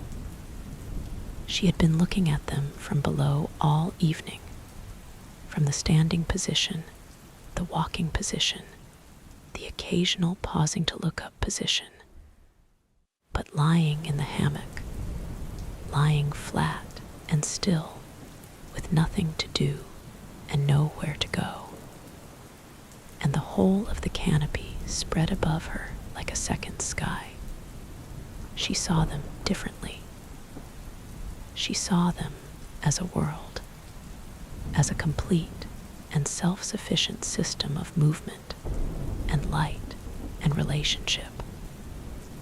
The leaves responding to the breeze in their individual ways, according to their individual sizes and positions, and the particular angle of each stem, no two moving in quite the same way at quite the same time. The whole canopy in constant, complex, non-repeating motion that was somehow, paradoxically, completely restful to watch. The light that came through them was the light she had first noticed from the gate. Honey-colored, warm, the light of a season that was not October, the light of long evenings in the height of summer when the days feel inexhaustible. And the warmth in the air is the warmth of something accumulated over months, rather than something merely present today.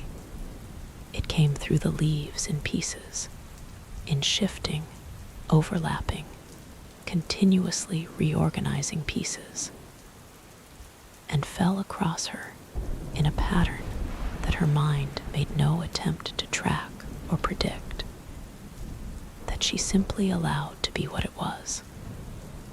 Light, moving, warm on her cheek in one moment, absent in the next, returned in a slightly different configuration the moment after that. She watched it. She watched the light, and she watched the leaves, and she watched the pieces of sky visible between the branches, deep blue now, the blue of early evening fully arrived, the blue that comes just before the dark, and is for a short time more beautiful than either the day or the night that frame it.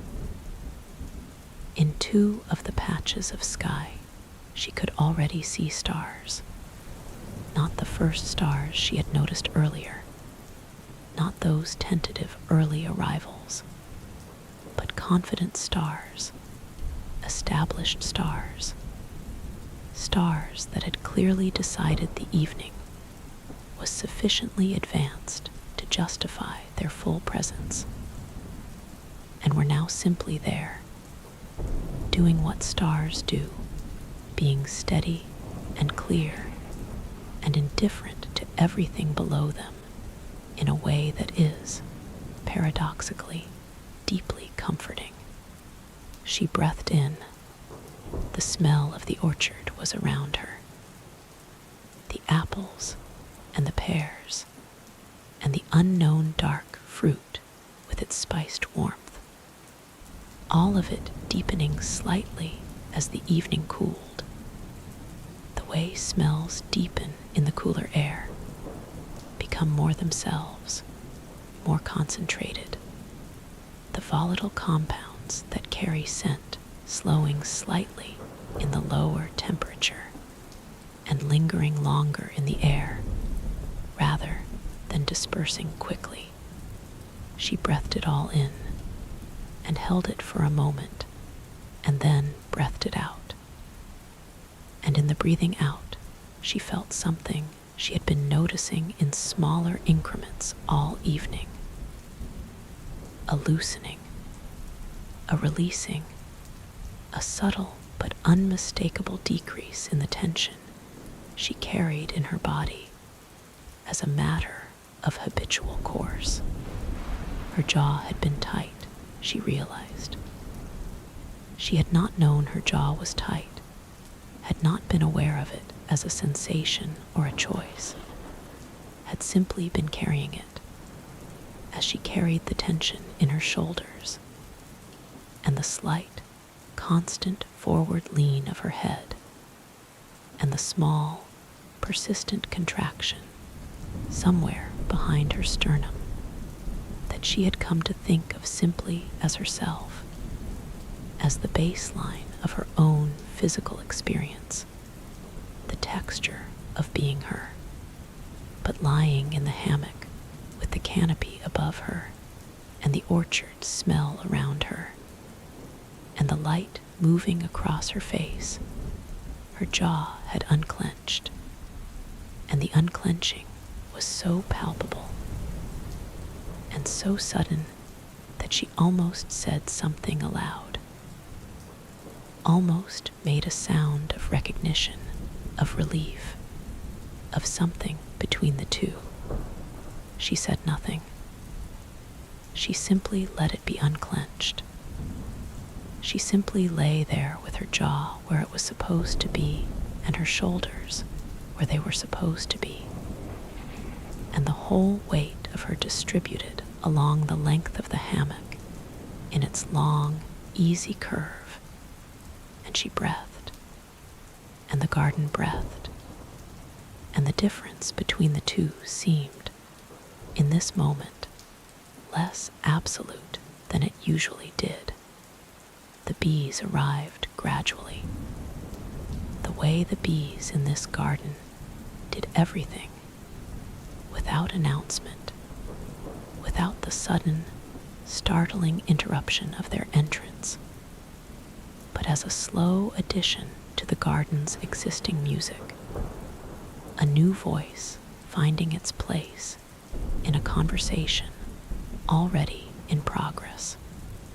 She heard them before she saw them, that particular sound, the bee's sound, which is one of the most ancient sounds available to a person lying in a garden on a summer or near summer evening. A sound so old and so constant in the human experience of being alive outdoors that it bypasses the thinking mind entirely and goes straight to whatever part of the body is responsible for feeling safe, for feeling that things are as they should be, that the world is doing its work, and that the work is good. It is the sound of industry that is entirely benign. The sound of creatures doing exactly what they are supposed to be doing in exactly the place they are supposed to be doing it, with no audience required and no acknowledgement sought. She turned her head slightly and found them. A cluster of pear blossom on the nearest branch, late blossoms, impossible October blossoms, the garden's characteristic refusal to be governed by season.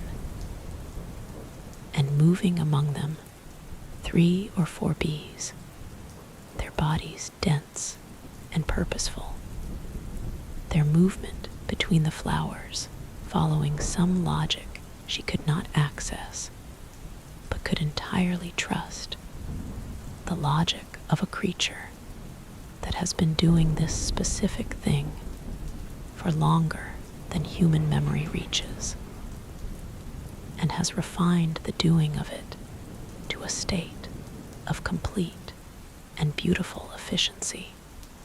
She watched them work. There was something in the watching of bees that she had never been able to entirely account for the specific quality of peace it produced, which was different from the peace of watching other things, different from the peace of the moving leaves, or the distant birds, or the settling evening light. The bees were busy.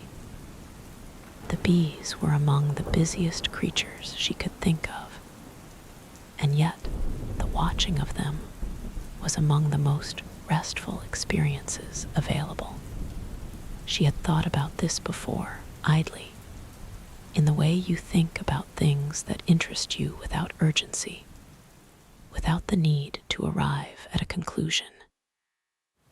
She had theories, something about the completeness of their purpose, the absence of ambivalence in their activity, the way they moved with total commitment to what they were doing.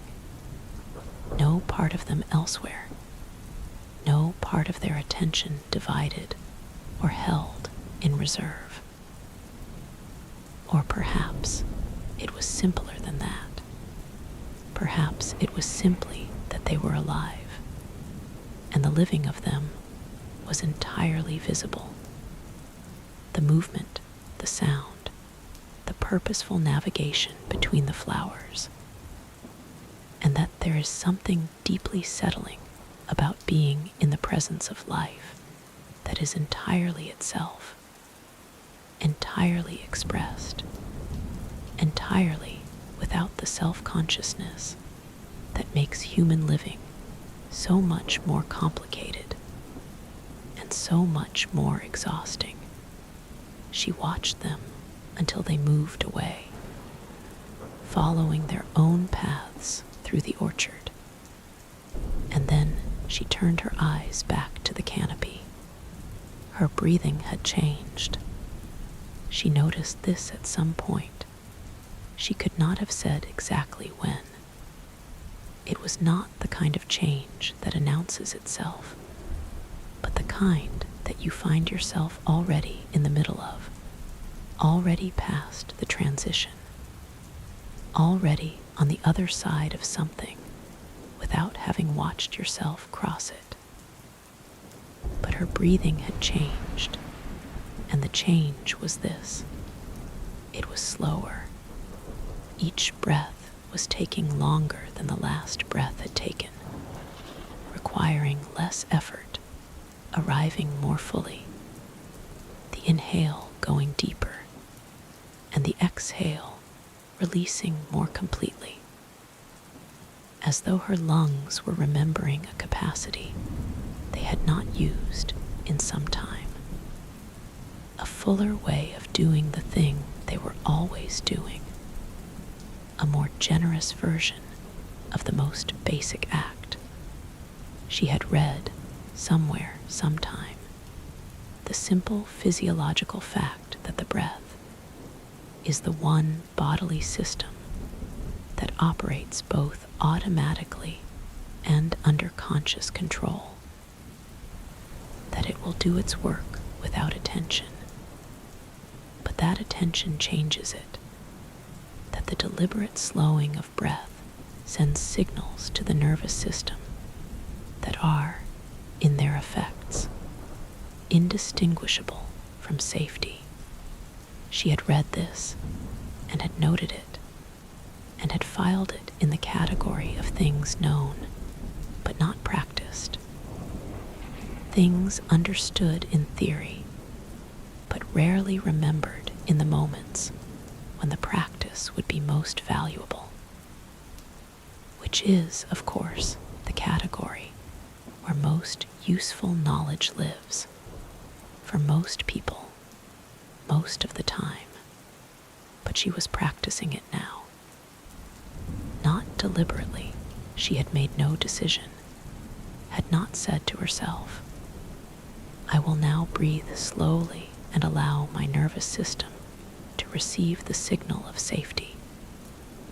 She was simply doing it because the hammock and the canopy and the bees and the orchard smell and the warm light on her face and the slow breathing presence of the garden had between them made it the only available option. The garden had done what she had not been able to do for herself. It had removed the conditions that made hurry feel necessary, had dismantled one by one the triggers and the textures of urgency, had replaced them with something so thoroughly unhurried that her body had simply, eventually, followed.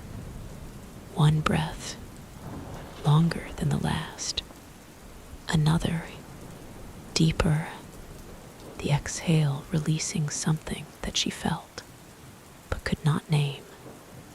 Not quite emotion. Not quite tension. Not quite the specific named weight of any particular thing she was carrying, but some ambient quality of the carrying itself. The general condition of always having something to hold, always having something managed or monitored or attended to. The background hum of a life that is always, at some level, on. For the duration of this breath, the hum was not there. She noticed its absence the way you notice silence after a noise you did not know was constant. With a slight shock of adjustment, with something that was almost disorientation before it resolved into something that was almost, very nearly, unexpectedly, quietly, relief. The light continued to shift above her. This was the thing she would remember longest. She thought, not any specific image, not any particular moment of beauty or strangeness, or the small, quiet miracles the garden had been offering since she walked through the gate.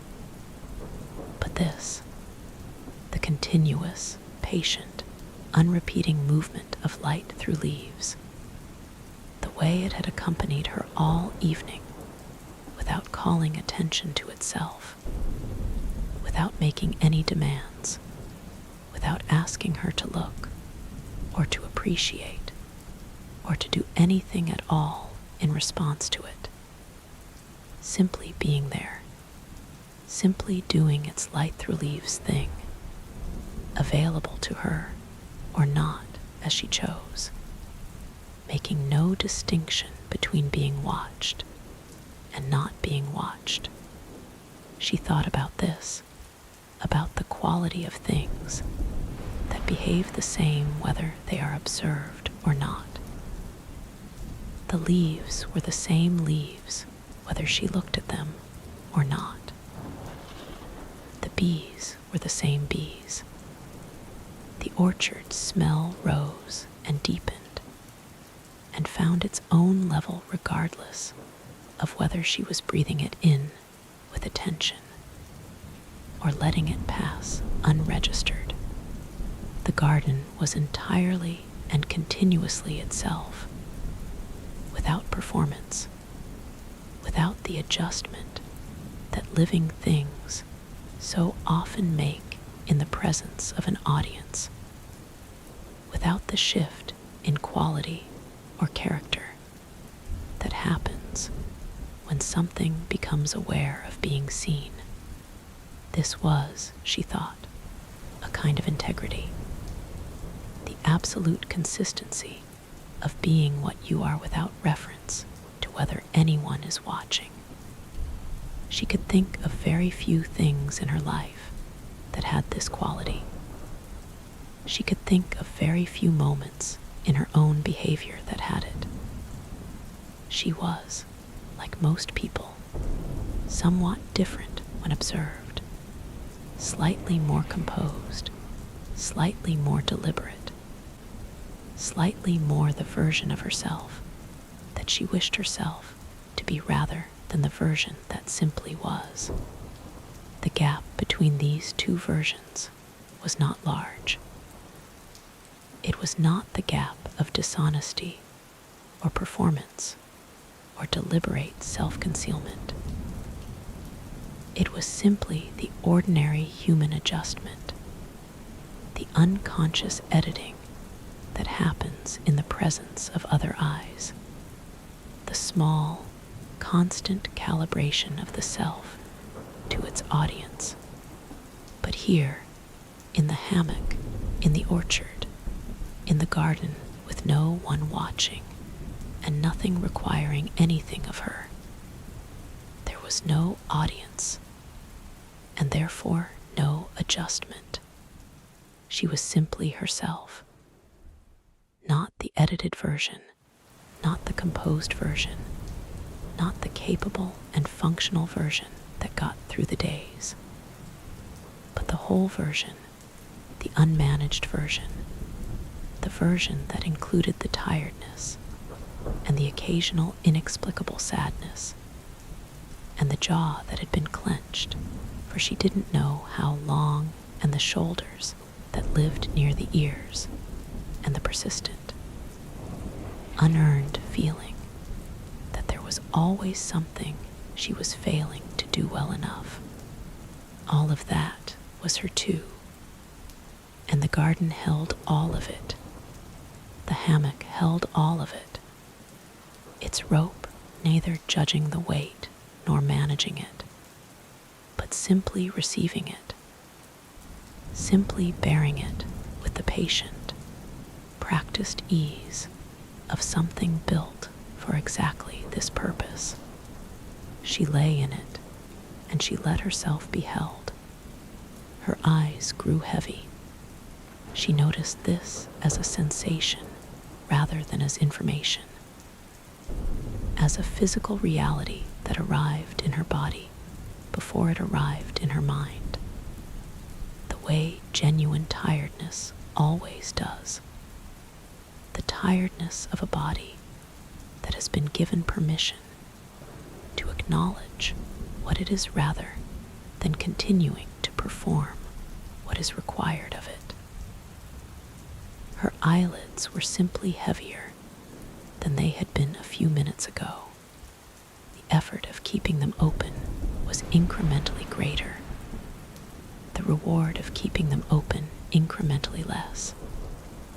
The canopy above her, and the light, and the leaves, all still beautiful, still entirely themselves, but now available just as fully, more fully, perhaps, in the darkness behind her eyelids, where they had been absorbed, and were now carried as warmth, and the memory of warmth, and the smell of the orchard, and the sound of the leaves, and the very distant, barely their whisper of the bees somewhere in the blossoms.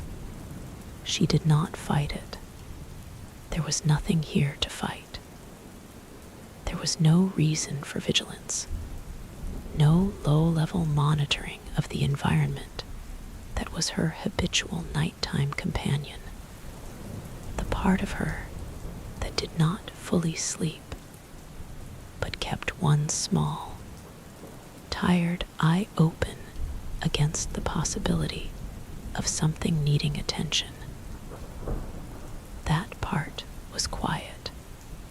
That part had been made quiet, gradually and thoroughly, by everything the garden had offered since she walked through the gate. The smell and the warmth, and the path, and the moss, and the old man, and the white flowers, and the fox, and the orchard, and now this, the hammock and the canopy, and the bees and the light. All of it working together with the patient, purposeful thoroughness of a place that knows what it is doing, and has been doing it for a very long time. One breath, the leaves above her shifted in the garden's warm exhalation. Another breath, the honey light moved across her closed eyelids, warm and intermittent, warm and intermittent, like the pulse of something large and slow, and entirely at peace. She was in the orchard, in the hammock, between the two leaning pear trees with their deeply furrowed bark, and their roots going down into the earth with the absolute, unhurried confidence of things that have been growing in one place for a century or more.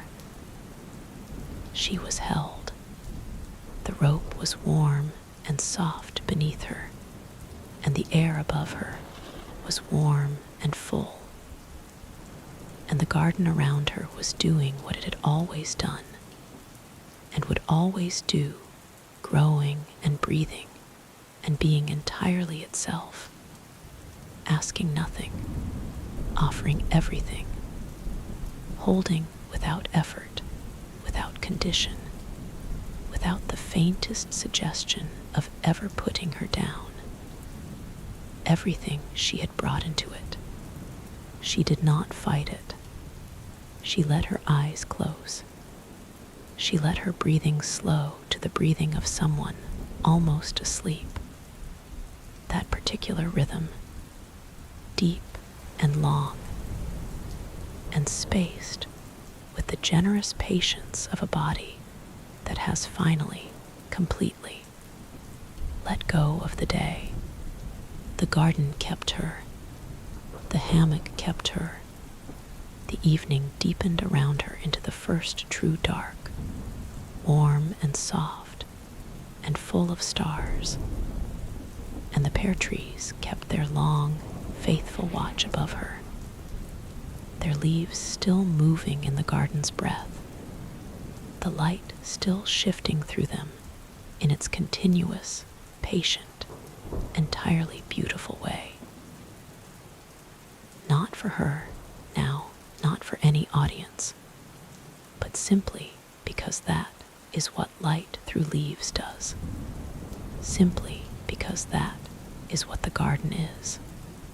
Simply because this is the nature of a place that has been tending itself since before anyone arrived, and will go on tending itself long after everyone has gone. She slept, quietly, deeply, completely, the way a person sleeps when they are, for the first time in a long time, somewhere safe. What the garden kept for her. She did not wake all at once. This was the first thing she understood, or perhaps felt, before understanding was available to her. That the waking was happening in layers, in the slow, incremental way that certain things happen in this garden, in the way that the light changed and the smells deepened, and the path curved, and everything arrived not suddenly, but gradually, not announced, but simply at some point present. She came up through the sleep, the way a diver comes up through water, unhurried, aware of the movement without hurrying it, passing through different depths of consciousness that each had their own quality, their own temperature, their own particular texture of being partly here and partly still in the place that sleep takes you. That unnamed country with its own geography and its own laws and its own version of time that bears no reliable relationship to the time of the waking world.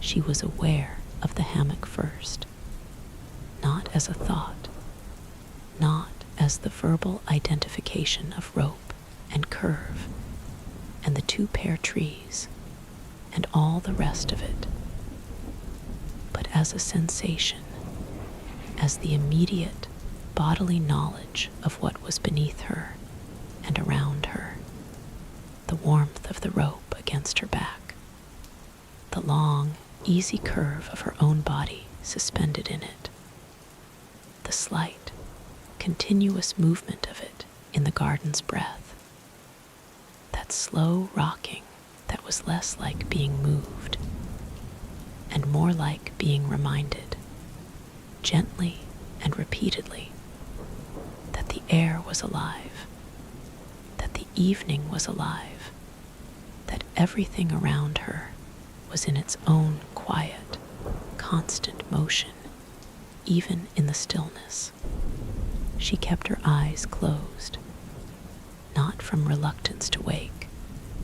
There was nothing in her that resisted the waking. No heaviness of the kind that comes from waking before you are ready, from being pulled out of sleep by an alarm or an obligation, or the jagged morning anxiety that sometimes arrived before full consciousness and waited there, already assembled, ready to begin. There was none of that. She kept her eyes closed simply because the closed eyes were still good, because the darkness behind them was warm and full, and carried within it everything the garden had given her over the course of the evening. The smell of the lavender and the white flowers and the orchard fruit, the feel of the moss beneath her fingers, the amber eyes of the fox, the old man's unhurried voice, the quality of the light through the canopy, all of it present behind her closed eyelids like a country she was not yet ready to leave, though she knew, with a certainty that was entirely without anxiety, that the leaving was coming, and that the leaving would be all right. She breathed in.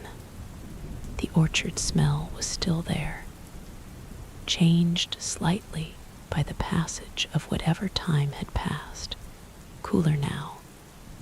The warmth of the day fully gone from the air, the scent of the fruit deeper and more serious in the lower temperature, less effusive, more itself.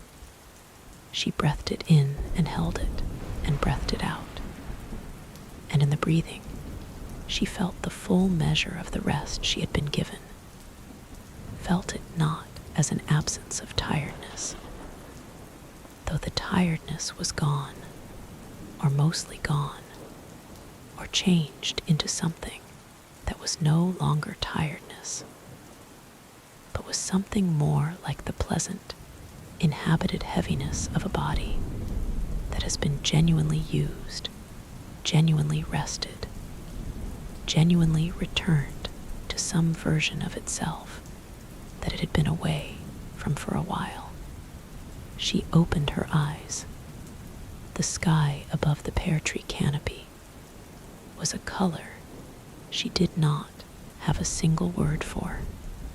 It was the blue-gray of late evening fully arrived, not the deep, decisive black of true night, not the last warm remnants of dusk, but the transitional color between the two, the color that exists in the narrow band of time when the day has finished and the night has not yet fully committed, when the sky holds both within it simultaneously and is, for this brief window, neither one thing nor the other, but something more interesting than either, a color that is essentially the color of transition itself, of the space between states, of the pause that the world takes before moving from one thing into the next. She had always loved this hour. In her ordinary life, in the village, she sometimes noticed it from her kitchen window while doing the washing up, or from the end of Fell Lane on her evening walks, that particular quality of the sky in the minutes between dusk and dark. And she would stop whatever she was doing and look at it for a moment before it passed, which it always did quickly, which was part of what made it worth stopping for. But she had never seen it from this angle before, never lying flat in a hammock in an orchard with the canopy of 2 pear trees, framing the patches of sky visible between the branches. the leaves very still now in the quieter air of later evening, each one a dark, precise silhouette against that extraordinary blue-gray, holding its shape with the clean definition of things seen against a luminous background. The stars were different now. There were more of them, many more than the 2 or 3 she had noticed through the canopy before she slept, many more than the handful she had watched arriving earlier in the evening when she sat with the old man in the clearing. The sky in the patches visible between the branches was populated now with the full, generous density of a clear night's stars, not the overwhelming multitude of a sky far from any light, not the breathtaking excess of stars seen from high mountains or open oceans, but the comfortable, familiar, quietly astonishing number of stars available to a person lying in an orchard on a clear October evening, looking up through a frame of dark leaves into the deep blue-gray of a sky that has decided, for tonight, to show everything it has. She looked at them. She looked at them the way she had looked at the hammock before she lay in it.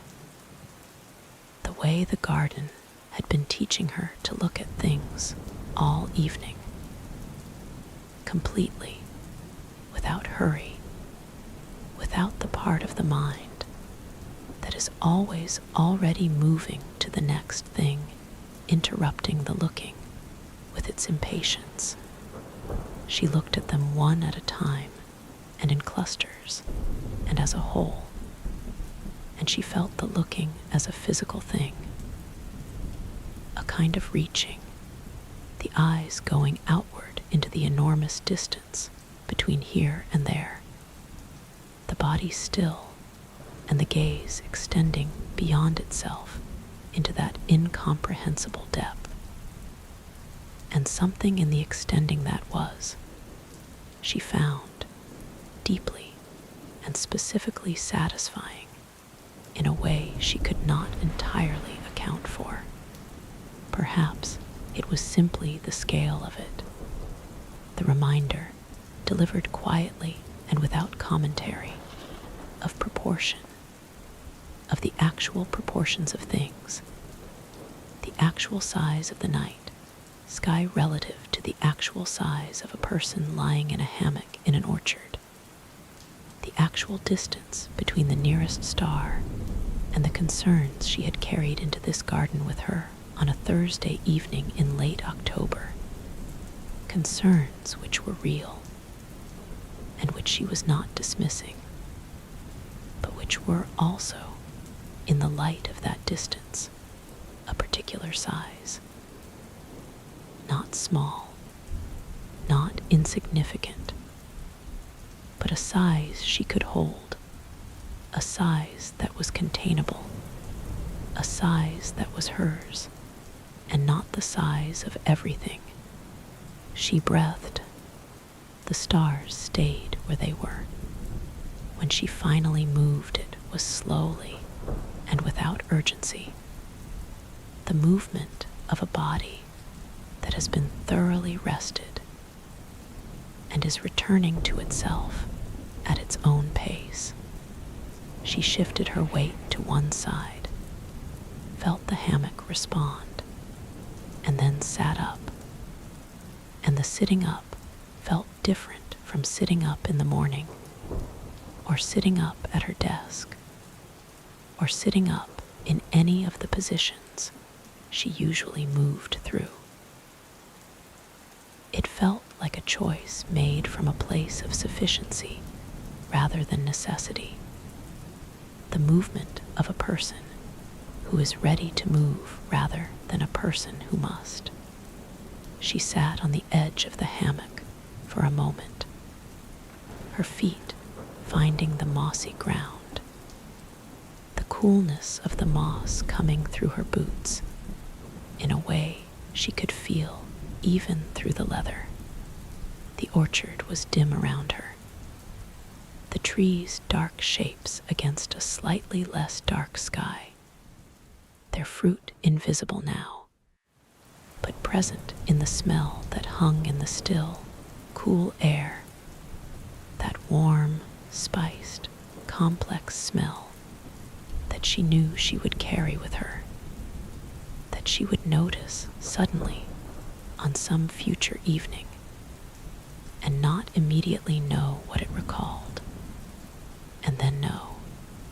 She stood, her body felt, she searched for the word and found it. Found it was the right word, the exact and only word, clean. Not physically clean, not clean from washing, but clean in the deeper sense, the sense in which the word means cleared, means returned to a baseline, means relieved of the accumulated weight of days and weeks that builds in a body the way dust builds in a room that has not been opened for a long time, invisibly, gradually, until the day you open the window and the light comes in at an angle, and you see it everywhere and understand that it has been everywhere all along, and the clearing of it is simply a matter of the right conditions, the right angle of light, the willingness to open the window. The garden had opened the window. She stood in the dim orchard and breathed, and the breathing was the breathing of a clean body, an uncluttered body, a body that had put down what it was carrying and would pick it up again. She was not naive about this, was not telling herself a story about permanent transformation or the resolution of anything that had not been resolved, but would pick it up again later tomorrow in the ordinary course of things, and would do so with the memory of this, the memory of what it felt like to have set it down. That was enough. That was, she thought, exactly enough. She walked back through the orchard slowly. The trees were different in this light, more architectural, more abstract, their shapes simplified by the dimness into the essential forms of themselves, the gnarled trunks and the spreading branches, and the weight of the fruit still just visible as dark masses among the darker leaves. She moved between them with her hands, occasionally touching the bark as she passed, not holding, not steadying herself, just touching, just making contact, the way you sometimes touch the wall of an old building as you walk past it to acknowledge the age of it, to register in some small, bodily way the difference between your time and its time, and the indifference of stone to both. She found the gap in the low stone wall and passed through it, back onto the pale path. And the path was warm beneath her feet, even now, even in the full dark of the evening, as though the warmth it carried was not the warmth of the sun, but something inherent, something that came from within the garden itself, from whatever it was that the garden was made of at its deepest level. She walked the path back through the orchard's edge and into the section with the low banks of white flowers. They were extraordinary in the dark, more extraordinary in some ways than they had been in the evening light. Their petals had closed slightly with the cooling of the air as flowers do, drawing inward in the modest, self-protective gesture of a thing that understands the difference between day and night and has its own response to each. But the glow at their centers was more visible now, the amber warmth of it more distinct against the darkness around it.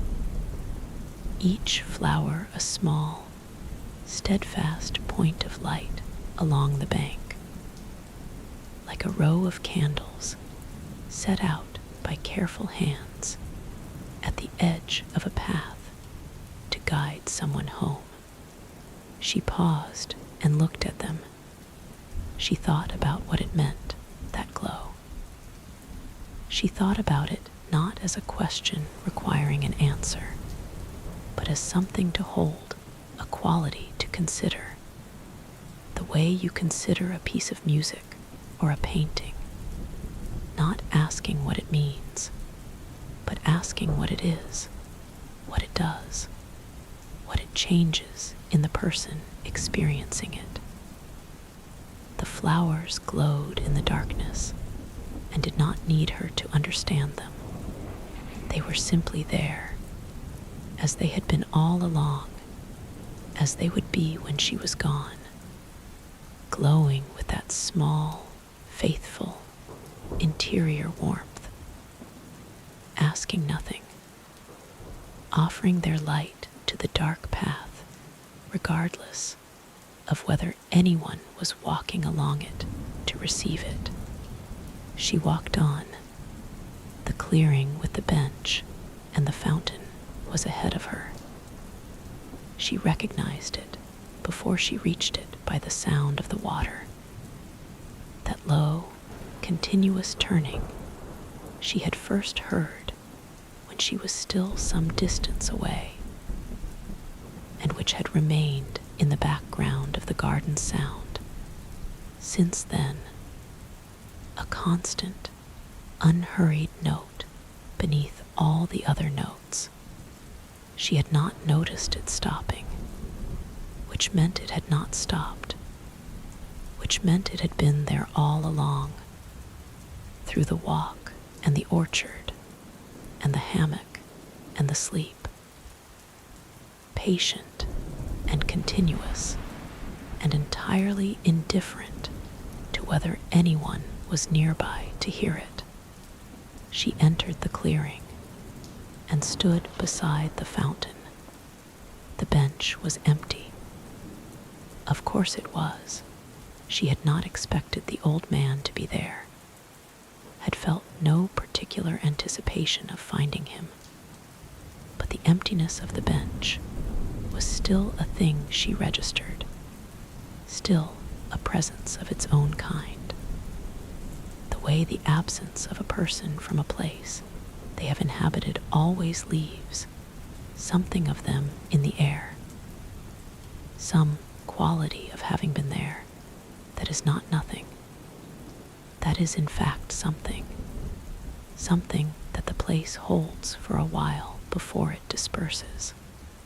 She could feel him in the clearing still, or feel what he had given her in the clearing, which amounted to the same thing. The example of the stillness, the unhurried voice, the clean hands and the gloves that weren't needed, and the old habit of bringing them anyway. She sat on the bench for a moment. Not for long. She was not tired, was not in need of rest, had been rested more thoroughly in the hammock than she could remember being rested in a long time. She sat simply because the bench was there, and the fountain was there, and the clearing was there, and because sitting here for a moment felt like the right way to mark the beginning of the return, the turning of the evening toward its close, the gentle acknowledgement that something had been received and was now being carried forward. The fountain moved in its slow, turning way. She watched the water catch. What little light there was the starlight, faint and silver, coming down through the clearing's open canopy, and turn it in the same slow circles. And she thought about circulation, about the way certain things move in loops rather than lines, the way water returns and returns and returns to itself without the returning being a failure to progress, without the cycle implying stagnation. She thought about how she had come into this garden carrying the weight of a Thursday, carrying the long call and the careful email and the afternoon sadness, and how she would leave carrying something different, not the resolution of any of it, not the fixing of anything that was broken, but a quality of perspective, a change in the light by which she saw the things she was carrying, a small but real shift in the relationship between herself and the weight. The water turned. The stars were overhead. She rose from the bench. The path back to the gate was the same path she had entered on, and it was different, not physically different.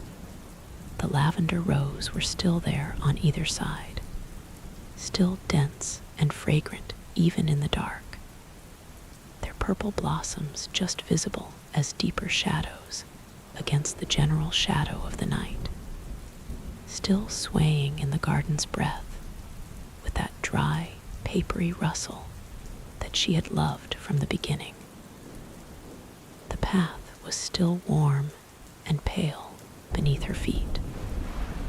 The smell was still the smell of abundance, still layered and complex, and more than the sum of its individual parts. None of it had changed, but she was different in it.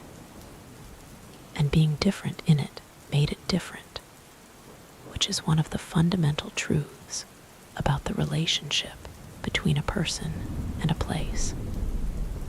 That the place is never entirely independent of the person experiencing it. That what we see is always partly what we are.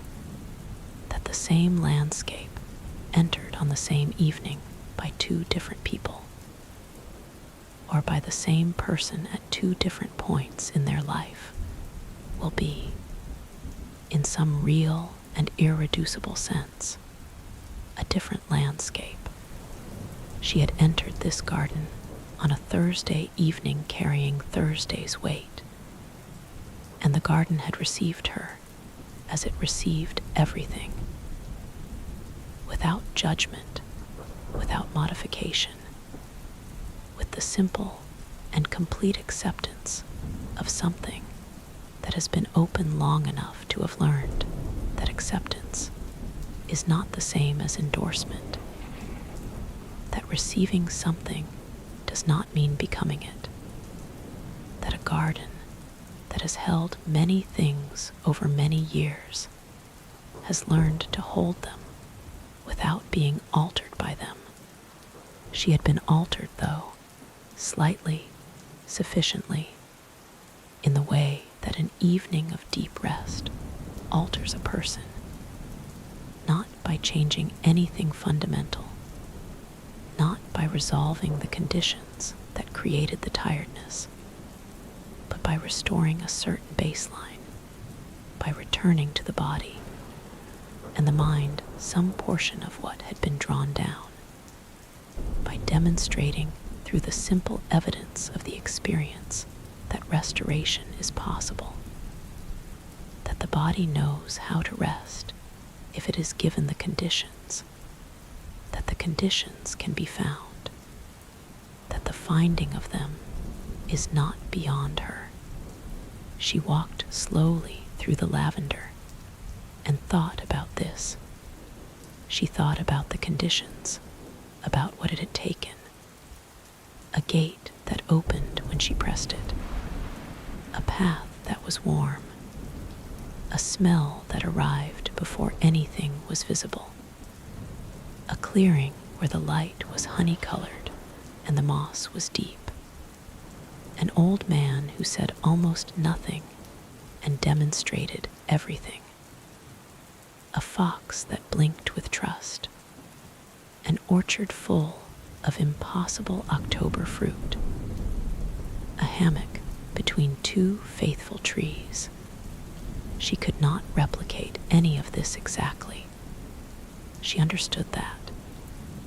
She could not go home and find a gate in the meadow every evening and enter a garden that refused the rules of season and held its warmth past dark and offered its abundance without condition. The conditions of the garden were the garden's own, and the garden was what it was, and she did not need to understand what it was in order to have received what it had given, but something of the conditions she could carry, something of the quality of the slowness, the attention, the willingness to receive rather than always to do, the practice of looking before acting and breathing, before responding and sitting with the quiet, until the quiet became sufficient. Something of this she could bring back with her, could attempt in small and imperfect ways to recreate in the ordinary conditions of her ordinary life, not as a performance of calm, but as a genuine, ongoing effort to maintain some contact with what she now knew was available to her, the possibility of stillness, the possibility of rest, the knowledge held now in the body, not just in the mind, where knowledge is always cheaper and easier to forget, that these things were real, that they could be found, that she was capable of them. She walked through the lavender and held this. The gate appeared ahead of her between the two great oaks, exactly as she had left it.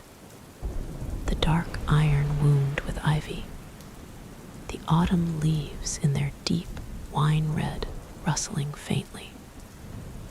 The gate itself standing just slightly ajar in the way she had left it when she entered. The gap just wide enough for a person to pass through. She stopped a few feet from it and turned. She turned and looked back down the lavender path and into the garden, or into what she could see of the garden from here, which was not much, which was the lavender rose and the warm path and the beginning of the curve that led into the deeper spaces she had moved through over the course of the evening.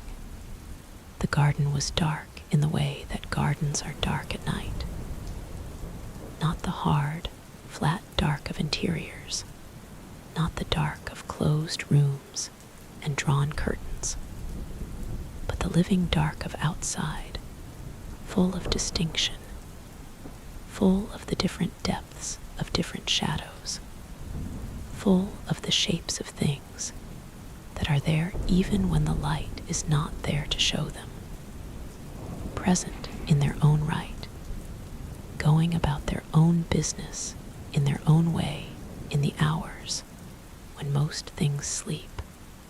She looked at it. She looked at the lavender swaying in the garden's slow breath, still fragrant even now, the smell reaching her here at the gate with that sweetness she had first caught across the meadow an hour or a lifetime ago. She looked at the path stretching back between the rows, pale and warm, and inviting in the way it had been from the beginning, a path that did not demand to be walked, but made the walking easy, made the walking feel like the obvious and natural thing. The thing that made most sense given everything.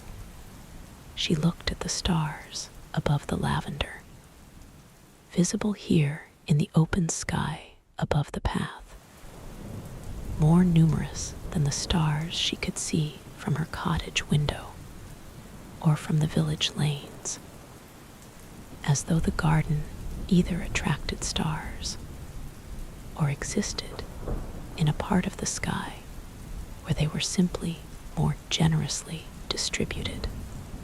She did not know if she would find the gate again. She stood with this not knowing and found it was not a painful thing. It was not the not knowing of loss, not the specific ache of a door closed against you, not the sharp, particular grief of a thing taken away. It was a softer not knowing, a more open one, the not knowing of someone who has received a gift and is aware that the gift was rare and is grateful for its having happened without requiring a guarantee of its return. She had been here. The garden had held her, whatever this meant, whatever the gate was, and whatever the garden was, and whatever it meant that such a place existed at the edge of an October meadow on a Thursday evening in the middle of an ordinary week, in the middle of an ordinary year. She had been here, and the having been here was real, and the real thing that had happened in a real place would continue to be real in the way that all experienced things continue to be real, carried forward in the body, available in memory, present in the changed quality of the person who experienced them. She would carry it. She turned back to the gate. She passed through it slowly, one hand trailing along the ivy-wound iron as she went, feeling the roughness of the old metal and the cooler, smoother surface of the ivy stems beneath her palm. The combination of them, iron and plant, each having shaped itself around the other over such a long time that the boundary between them was no longer entirely clear, feeling like a summary of something, like a small, physical statement about the relationship between the made thing and the grown thing, between the deliberate and the organic, between the thing a person builds and the thing that comes and wraps itself around what has been built, and in the wrapping makes it more entirely itself. She thought of the garden tending itself while the old man visited with his unnecessary gloves. She smiled. She was fully through the gate when it closed behind her. The sound of it was small and precise and entirely unhurried. Not a slam, not a bang, not any sound of finality or exclusion.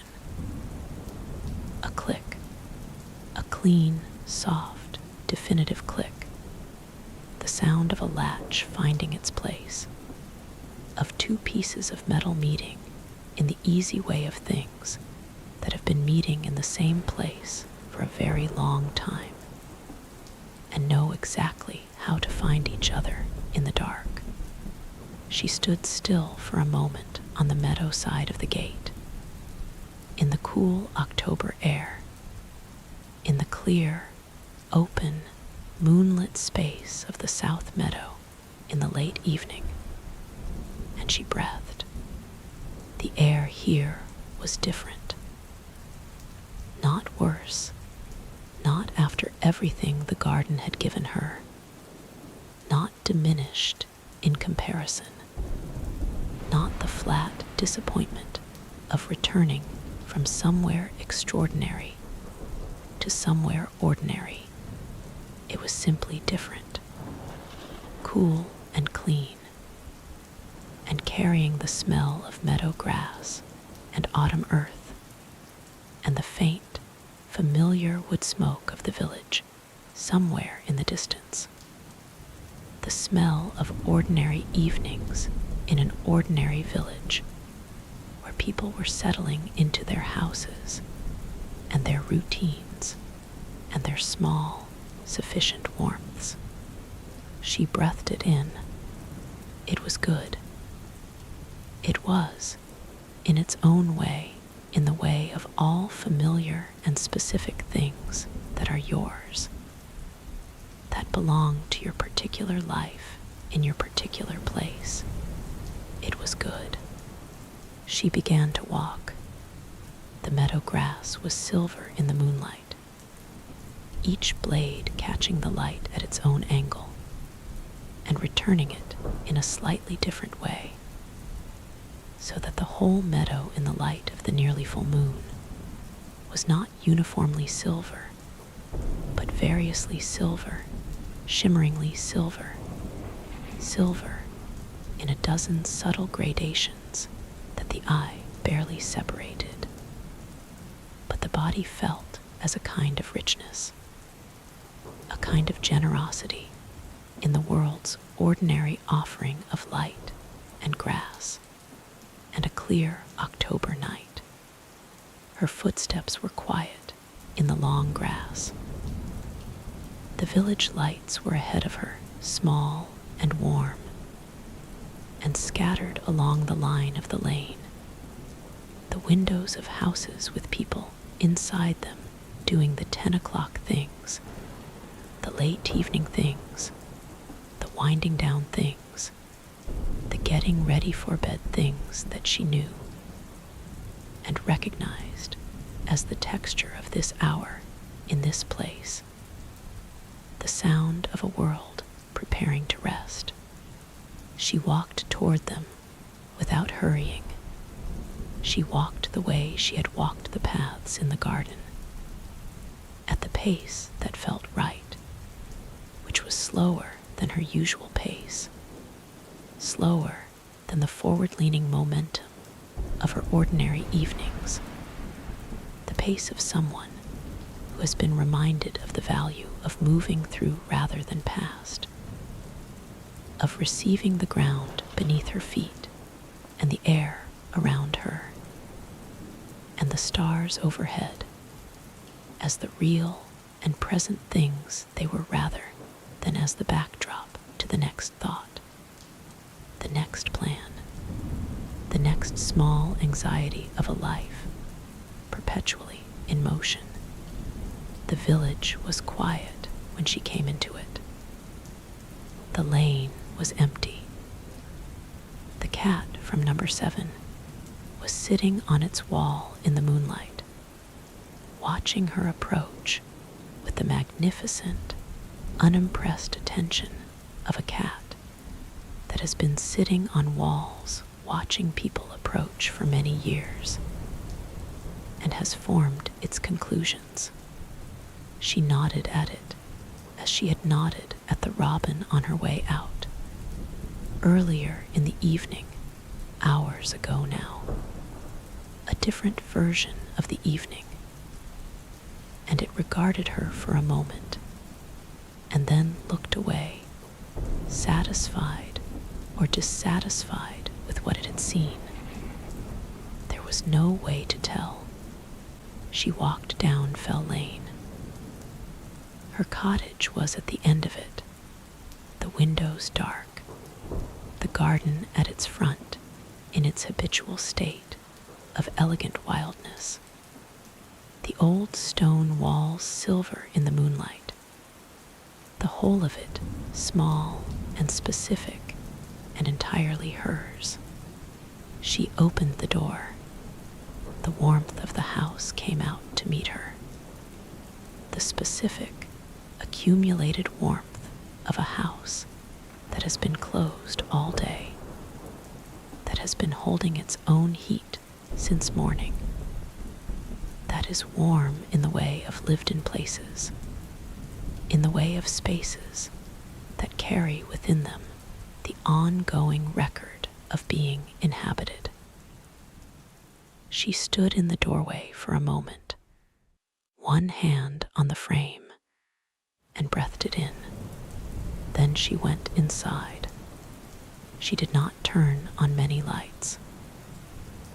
A lamp in the sitting room, the small light above the kitchen counter, just enough to move through the house in without difficulty, not enough to disturb the quality of the evening she was still carrying, still held within, the quality that too much light would have interrupted in the way that a loud noise interrupts a piece of music that is not yet finished.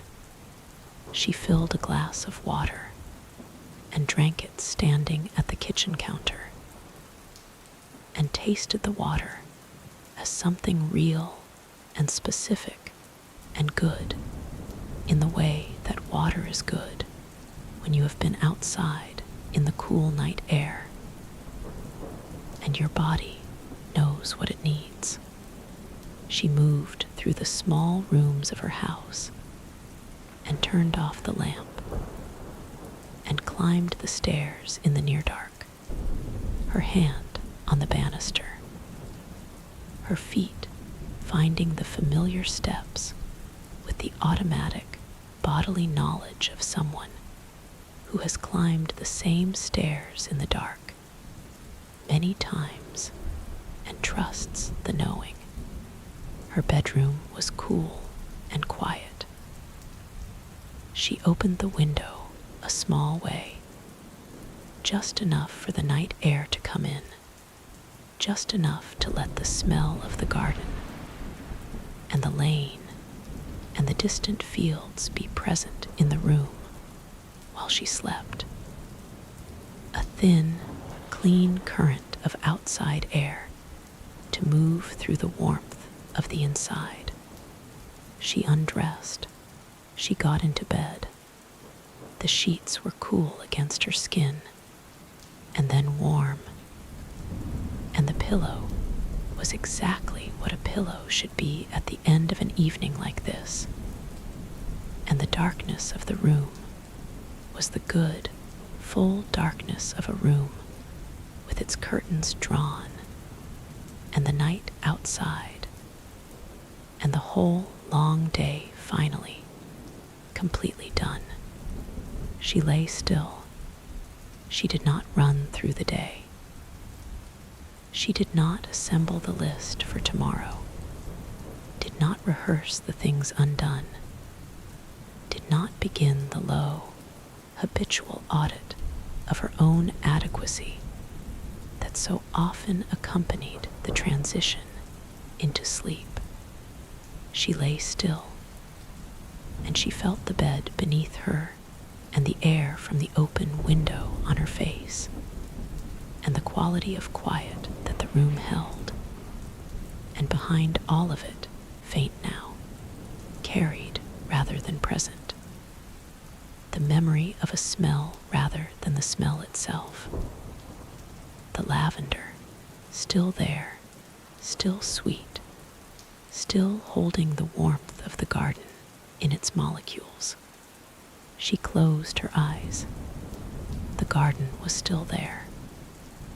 She knew this without any effort of belief, with the simple, bodily certainty of someone who had been there, and carried the being there forward with them, and would carry it still tomorrow and the day after, carried it the way the ground carries the memory of what has grown in it, the way the air carries the memory of what has bloomed, invisibly, thoroughly, without any need for demonstration. The garden was still there. It would keep until she needed it again. Her breathing slowed. The night was warm and full of stars, and she slept deeply, completely, entirely. the way a person sleeps who has, for one whole evening in the middle of an ordinary life, been somewhere that held them without condition, and asked nothing in return but the willingness to arrive. She slept, and the garden, at the edge of the silver meadow, breathed on.